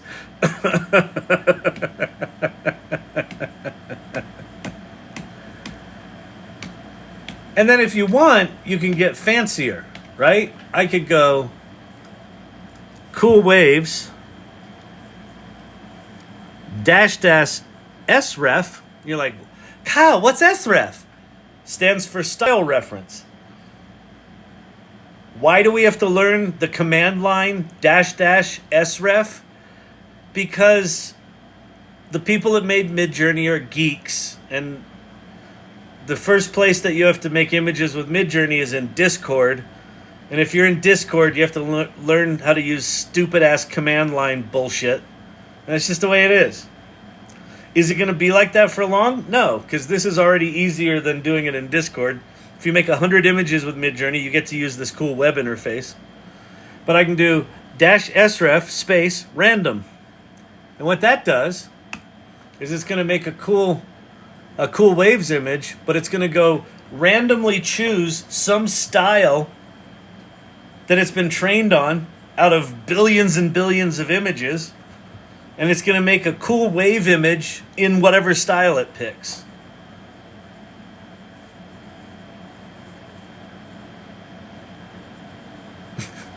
I think we really need to get rid of these. These are really bad.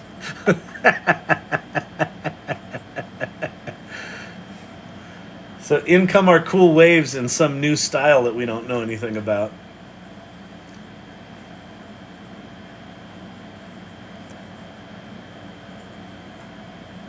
I got to get going here soon, but I'll do one more thing that if you haven't had a Kevin McAllister moment yet, maybe it'll be a Kevin McAllister moment for you. Look at that. That's some funky ass cool style.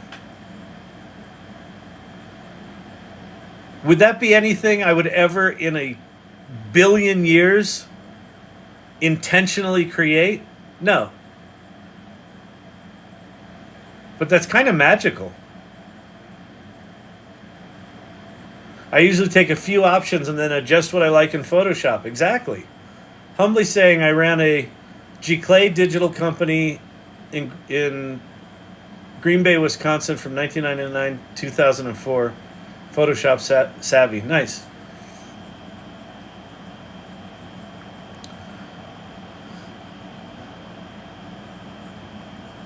I was just doing this while listening to the live. Nice. Paranormal Kyle with a shadow figure friend. Huh? Oh, this thing down here. Yeah, exactly. Don't look at the little creepy dude. Let me show you another thing. I'm going to go to Suno.com. Or no, Suno.ai, sorry. Suno.ai. I'm going to sign in.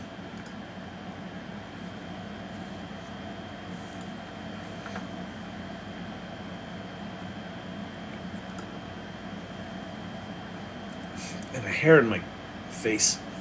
Get out of my face! Here, you weirdo.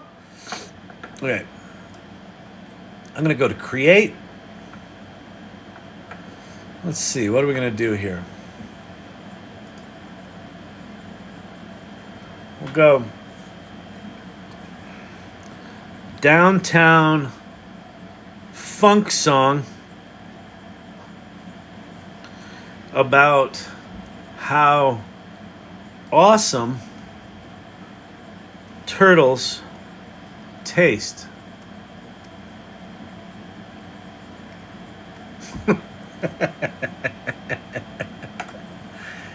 And then boom, we're gonna make some music. Is Midjourney free? It is not free. What is free is ideogram.ai. Is it ideogram.ai? Hang on, I think it's ideogram.com, but hang on. ideogram.ai. Yeah, ideogram.ai is free. Leonardo.ai has a free tier. If you pay $20 a month for ChatGPT, it makes images really, really well. Stable Diffusion is free, but it's really complicated. It's a whole ecosystem. But if you want to geek out, go to reddit.com, /r/Stable Diffusion. I think Krea has got a free thing. Krea whatever. AI maybe. KREA. So our song, Turtly Delicious, now exists. There's two of them.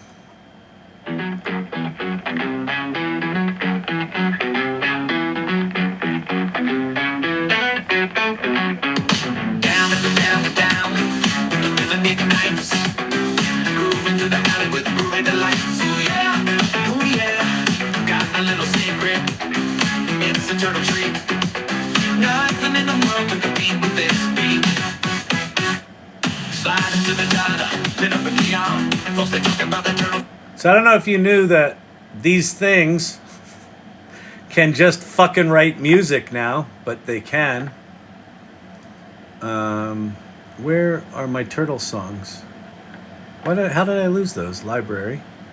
Turtle Delicious. Oh, yeah. Here's the other one. This is better. Down in the downtown, the rhythm ignites. Cruising through the alley with great delights. Oh yeah, got a little secret. It's a turtle treat. Nothing in the world can compete with this beat. Sliding through the diner, living neon. Folks, they talking about that turtle phenom. Oh yeah, smooth like butter, flavor so tight, making you dance from morning to night. Turtle ain't delicious, it's a funky vibe. Turtle ain't nutritious, come enjoy the tribe. Yeah. Get that groove, get that taste. Ain't nothing better in this place. So, you can do that now. You can put your own words in there. With Suno, you can play your own music at the beginning, and it'll make a song based on that. Go write a book. Come up with a new business idea. Make a song called Turtlicious. Exactly.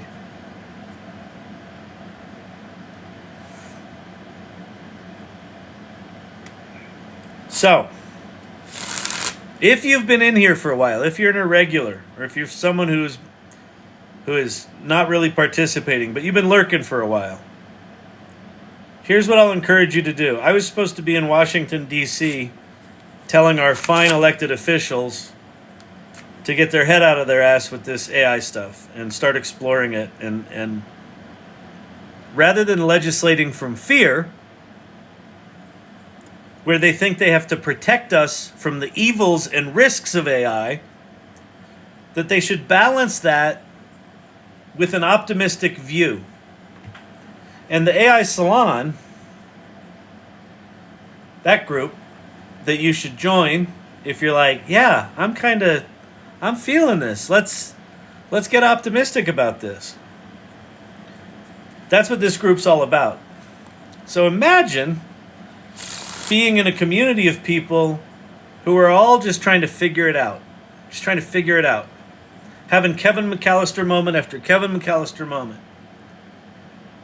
And so what I was going to say in Washington was, you should play with these tools. You should experience what I get to experience every day on this channel and at the AI Salon, which is I get to witness people rediscovering their passion, innovating, creating, just finding new hope in life when they thought they'd lost it, solving health problems, writing cool fucking alphabet picture books for their kids that explain technology. 6 hours from idea to published. 6 hours. From idea to published. Brandon did that. And he doesn't work at Pixar. AI did that.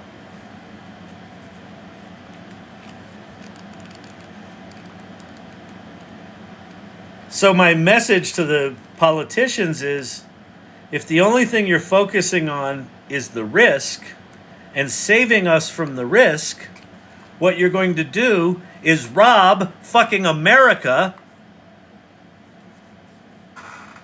of opportunity and possibility and reinvention and innovation and excitement and passion. It's not just about the AI is going to take our jobs. The AI very well may free us from doing the shitty jobs so we can do the kind of jobs that light us on fire and make us excited, passionate members of society. So, here's my request to you. If you haven't been generously leading, if you haven't been sharing what you're learning out loud, do that this week. Bring it up at a work lunch where you know no one at that work lunch wants to hear you fucking talk about AI again. Bring it up anyway. Hey, want to know something cool I did this weekend? Yeah, did you go skiing? No, it's summer, but I did play with AI again. Watch their eyes roll.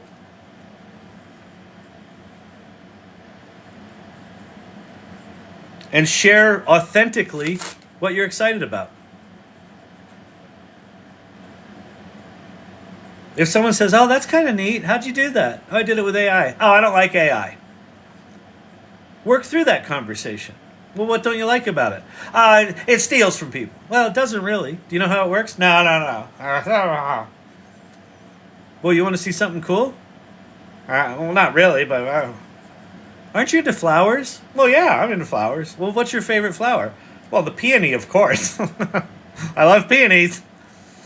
Make some peonies. Ring! Oh my! Well, look at that. It's just got lots of pictures in there of peonies. Is that how it works? Nope, that's not how it works. It actually just generated that. It created that. You want a bouquet with peonies and black roses?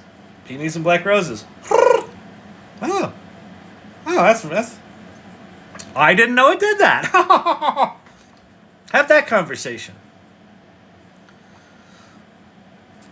Have your recommendations for AI platforms changed? A little bit, Becky. I haven't updated my list in a while, but what I recommend is in the list, but I could clarify it a bit.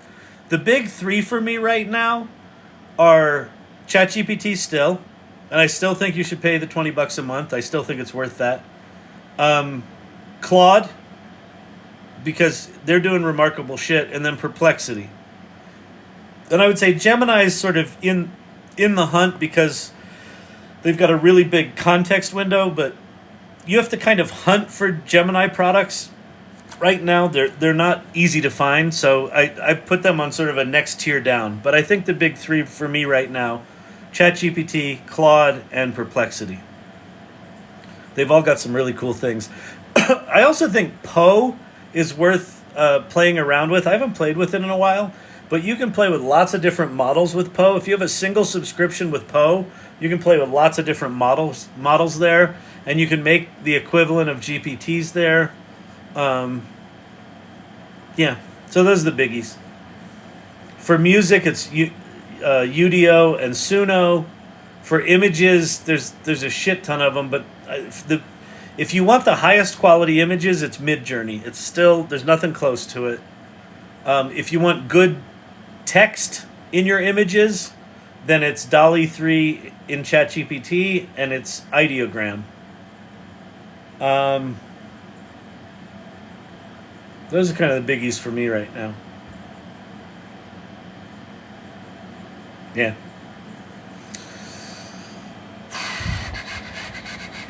Anyway, what's so special about Perplexity? Here, let me show you. Because Perplexity's taken me a while to get my head around.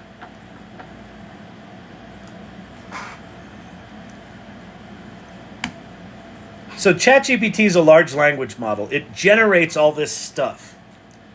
And while it is technically connected to the internet, and it will sometimes do internet searches, it will often generate like citations of websites that don't exist or law cases that don't exist. So it can get you in trouble. Perplexity is kind of this interesting mashup between a search engine and a large language model, where you ask it for something and it goes and does research by searching the internet, and then it provides citations. So if I say something like, tell me about the history of spam, and then I'm going to put in parentheses the meat. And so what it does is it comes up with a little set of instructions for itself. So it says, search the history of spam. So from World War II to global culinary icon. I don't know if it would be a culinary icon. But within this are all these citations, which if I click on this, is a website. This is from Encyclopedia Britannica. This is the spam page on Encyclopedia Britannica. And so everything that it's written here is well sourced, right? Here are your sources. There's these 3 plus 4 more. And then the other thing you can do here, if you pay the $20 a month, you can convert this to what they call a page. And a page is like an article.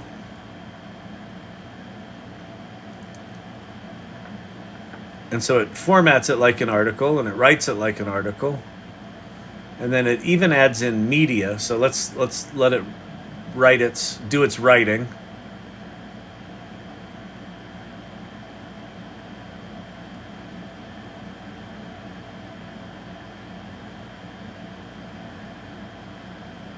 Still writing.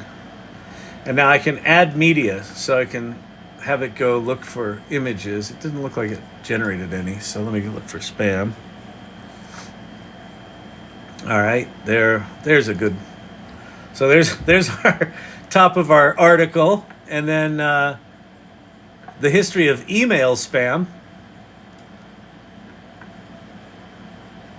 So let me go change that out. There's an olden-timey spam. Spam in World War II. There we go. In the black and white thing. I could change that out. Is there anything else? Here, this is good. Spam, my hunch.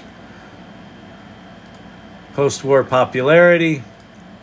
I can change that out. Let's do that one. Celebrate with spam. Global cultural impact. Let's change that out. Let's get this one with the sun. That's kind of nice. Beautiful. All right. So now I have this magazine-y kind of article and I can publish it. Your page is published. Copy link. I can hop over here to the AI Salon, drop down here to the AI Irregulars channel, and share our little article. Although I don't think it brings in the preview right. Yeah, so we're going to kill that. We're going to leave the link there. But we're going to go back over here. We're going to do a little screenshot of the history of spam.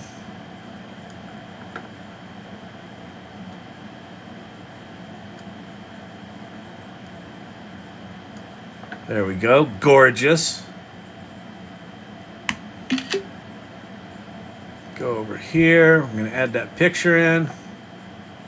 Go to the desktop. Did I screenshot it there?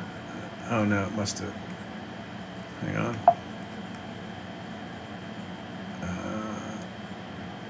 Paste. There we go. History of spam. And I post that. And now you can go read that article that I posted. So what did that take? A minute? I mean, most of that was spent with me trying to find images. Just click on images and find them. Right? But now, there you go. History of spam. There's your little article. When you talk about spam, Kyle, I think of Monty Python. Spam, spam, spam, spam, spam, spam, spam, spam. Monty Python is the best. Actually, one of my tests of LLMs early on was, what is the average speed of an unladen swallow?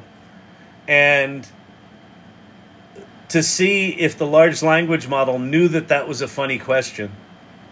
And most of the times early on, it did not. If I asked what's funny about that question, it generally got it right. But as large language models got more sophisticated, they're really good at that question now. So they usually say, made popular by the, Monty Python and the Holy Grail. I think that's what that was from, right? Yeah. So anyway. All right. I'm going to get out of here. So bonus night tonight and tomorrow. I was supposed to be off, whining and dining with the bigwigs, but here I am. I'm not bitter. Bitter? You betcha. Of course I'm bitter. I'm Gen X. Fuck them. If you had hair that looked like this, you'd be bitter too. At least I've got hair. Some. I got some. So, it's got. Used to be down there. I got a little triangle. Got my little triangles. Every night's a bonus. That's true. We are the bigwigs. You are the bigwigs, Becky. That's a great point. These are the bigwigs. Okay. So, why is that not... Oh, because my screen is dim. That's why. Okay. All right. So, if you're new here, get your ass over to the AI Salon. Go to the salon.ai. Join the community. It's a little button. Scroll down a little bit. Read about what we're about. Join us. Doesn't cost anything.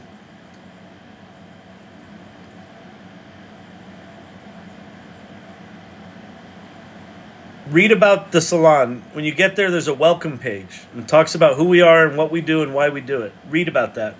Make sure it sounds like some place you'd want to be. And if it is, jump in with both feet. Jump in generously. What that kind of looks like. Thank you for the gifts, guys. What that looks like, jumping in generously, is go to the community section. The very first link says, introduce yourself. Click on that. Introduce yourself. One of our values is bravery. This AI shit's weird. You gotta be brave to just go, oh, fuck it. Let me just try. You know what else is scary? Introducing yourself. People are fucking scared of other people. We're scared of other people. Why? Well, it's called the AI Salon. It's probably full of a bunch of brainiacs, and I'm not very technical, and I haven't really used AI all that much, so I'll just sit back here in the background, okay? Don't do that. Introduce yourself. Hey, I'm Jim. I don't know shit about this, but I was watching a TikTok and here I am. Cool. What did you do? What are you passionate about? What do you want to learn? This is a remarkable community. You'll get adopted if you show up. All right? So go do that. Follow my channel. Subscribe to it if you want to support the channel. And then just keep coming back to these things. Keep coming back. Well, how often do you do it? I do it nightly. Good God, why do you do that? I don't fucking know, but it feels important to me. I feel seen. Thank you very much, Vegas Moxie. I appreciate that. You are seen. You're all seen. You really are. Like, the counterintuitive thing about this is, like, I get so much out of this. I know a lot of people thank me for doing this. I learn a shit ton doing this from all of you. You also remind me, like, why this is important on a regular basis. So just come hang out here. Be in this conversation.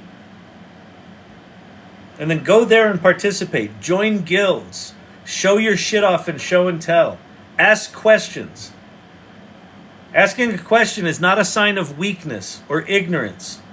It's an opportunity for someone else to lead. Give someone that gift.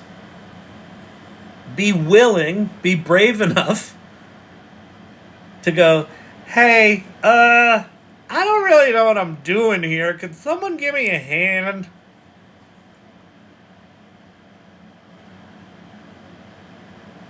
Give someone that gift.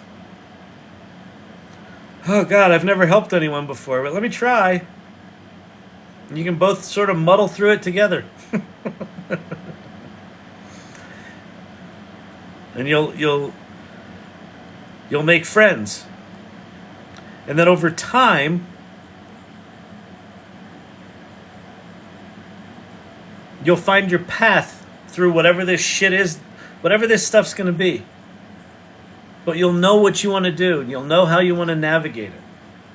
And there's no way to know that right now, in my opinion, without being in a community like this.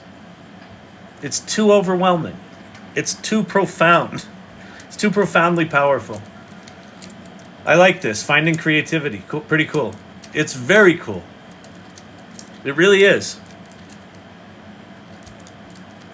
Yeah. Allowing yourself the freedom to play. And in playing, you'll learn. And as you learn, you'll apply it. And then if you share what you're learning as you're applying it and as you're playing, you'll contribute to the community and we'll all get better. Kyle, can AI tell me why SpongeBob makes me think he's a piece of spam? Well, it's his shape. But yes, I'm sure it can. I would ask that of Pi. Let's go ask that of Pi. Hey, Zephyr, how's it going?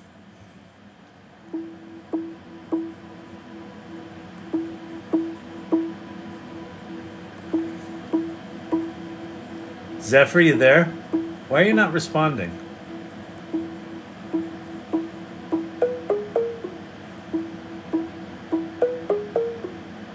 She's broken. I had to quit her. Hang on. Hey, Zephyr, how's it going?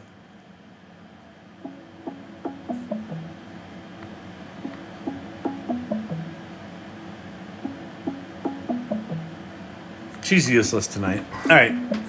She's having weird internet connectivity issues, so whatever. But yes, I'm sure she can tell you the spammerific origins of SpongeBob. Anyway, the other thing we do here, so the people that show up here night after night, they're called the Irregulars. So thank you, Irregulars. Thank you, mods, for modding. Let's see who's in the house tonight. We got Joey. We got Becky Rue. Good to see you, Becky. Dr. J's in the house. Forever Hooked in the house. Pew Pew 42. Case of the crowd strike. Yeah, Pi must have been crowd struck. Pavin's in the house. After you called her your girlfriend, she's ghosting you. She's totally ghosting me. T-Rock's here. What's happening, T-Rock? I haven't seen you in a while. Update Pi. Yeah, I probably need to update that app. Good to see you, Danielle. Who else in the house? Source Camp in the house. Still here from the beginning. Firefly, thank you. Joy Purdy, good to see you. Mr. IT, Steve-O. Forever Hooked. Johnny24 Honey, haven't seen you in a while. T-Rock, thank you for the hot dog gift. Loves me a good Frank. We haven't done Frank in a while. Maybe we'll do a Frank tomorrow night. I like this, finding creativity. Good to see you, Kakif.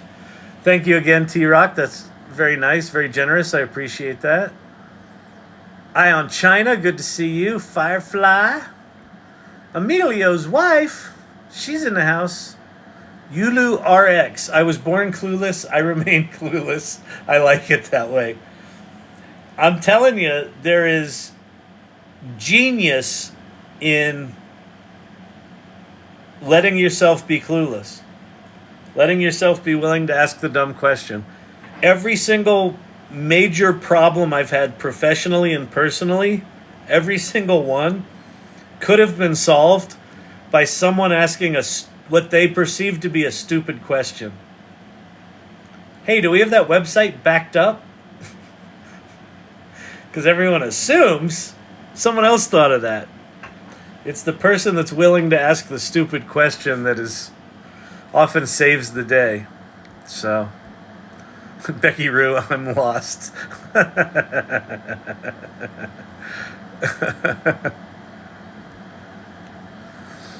Oh, man. Call Me Al is in the house. Good to see you. Or Call Me AI, like we like to call her. She's calling in from down under. Tik Tok Live Games. Great to see you. All right. I'm going to get out of here. Hope you all had fun tonight. Peace out. What time is it? It's late. It's 10:20. Sorry for that. Devi's in the house. Nolan's in the house. All right. Cool. I'll see you tomorrow. All right? Peace. Go sleep. Hopefully I've put a few of you to sleep. You'll wake up to your phone playing the national anthem, which if you're a Gen Xer, you'll know what that means. Bye, everybody.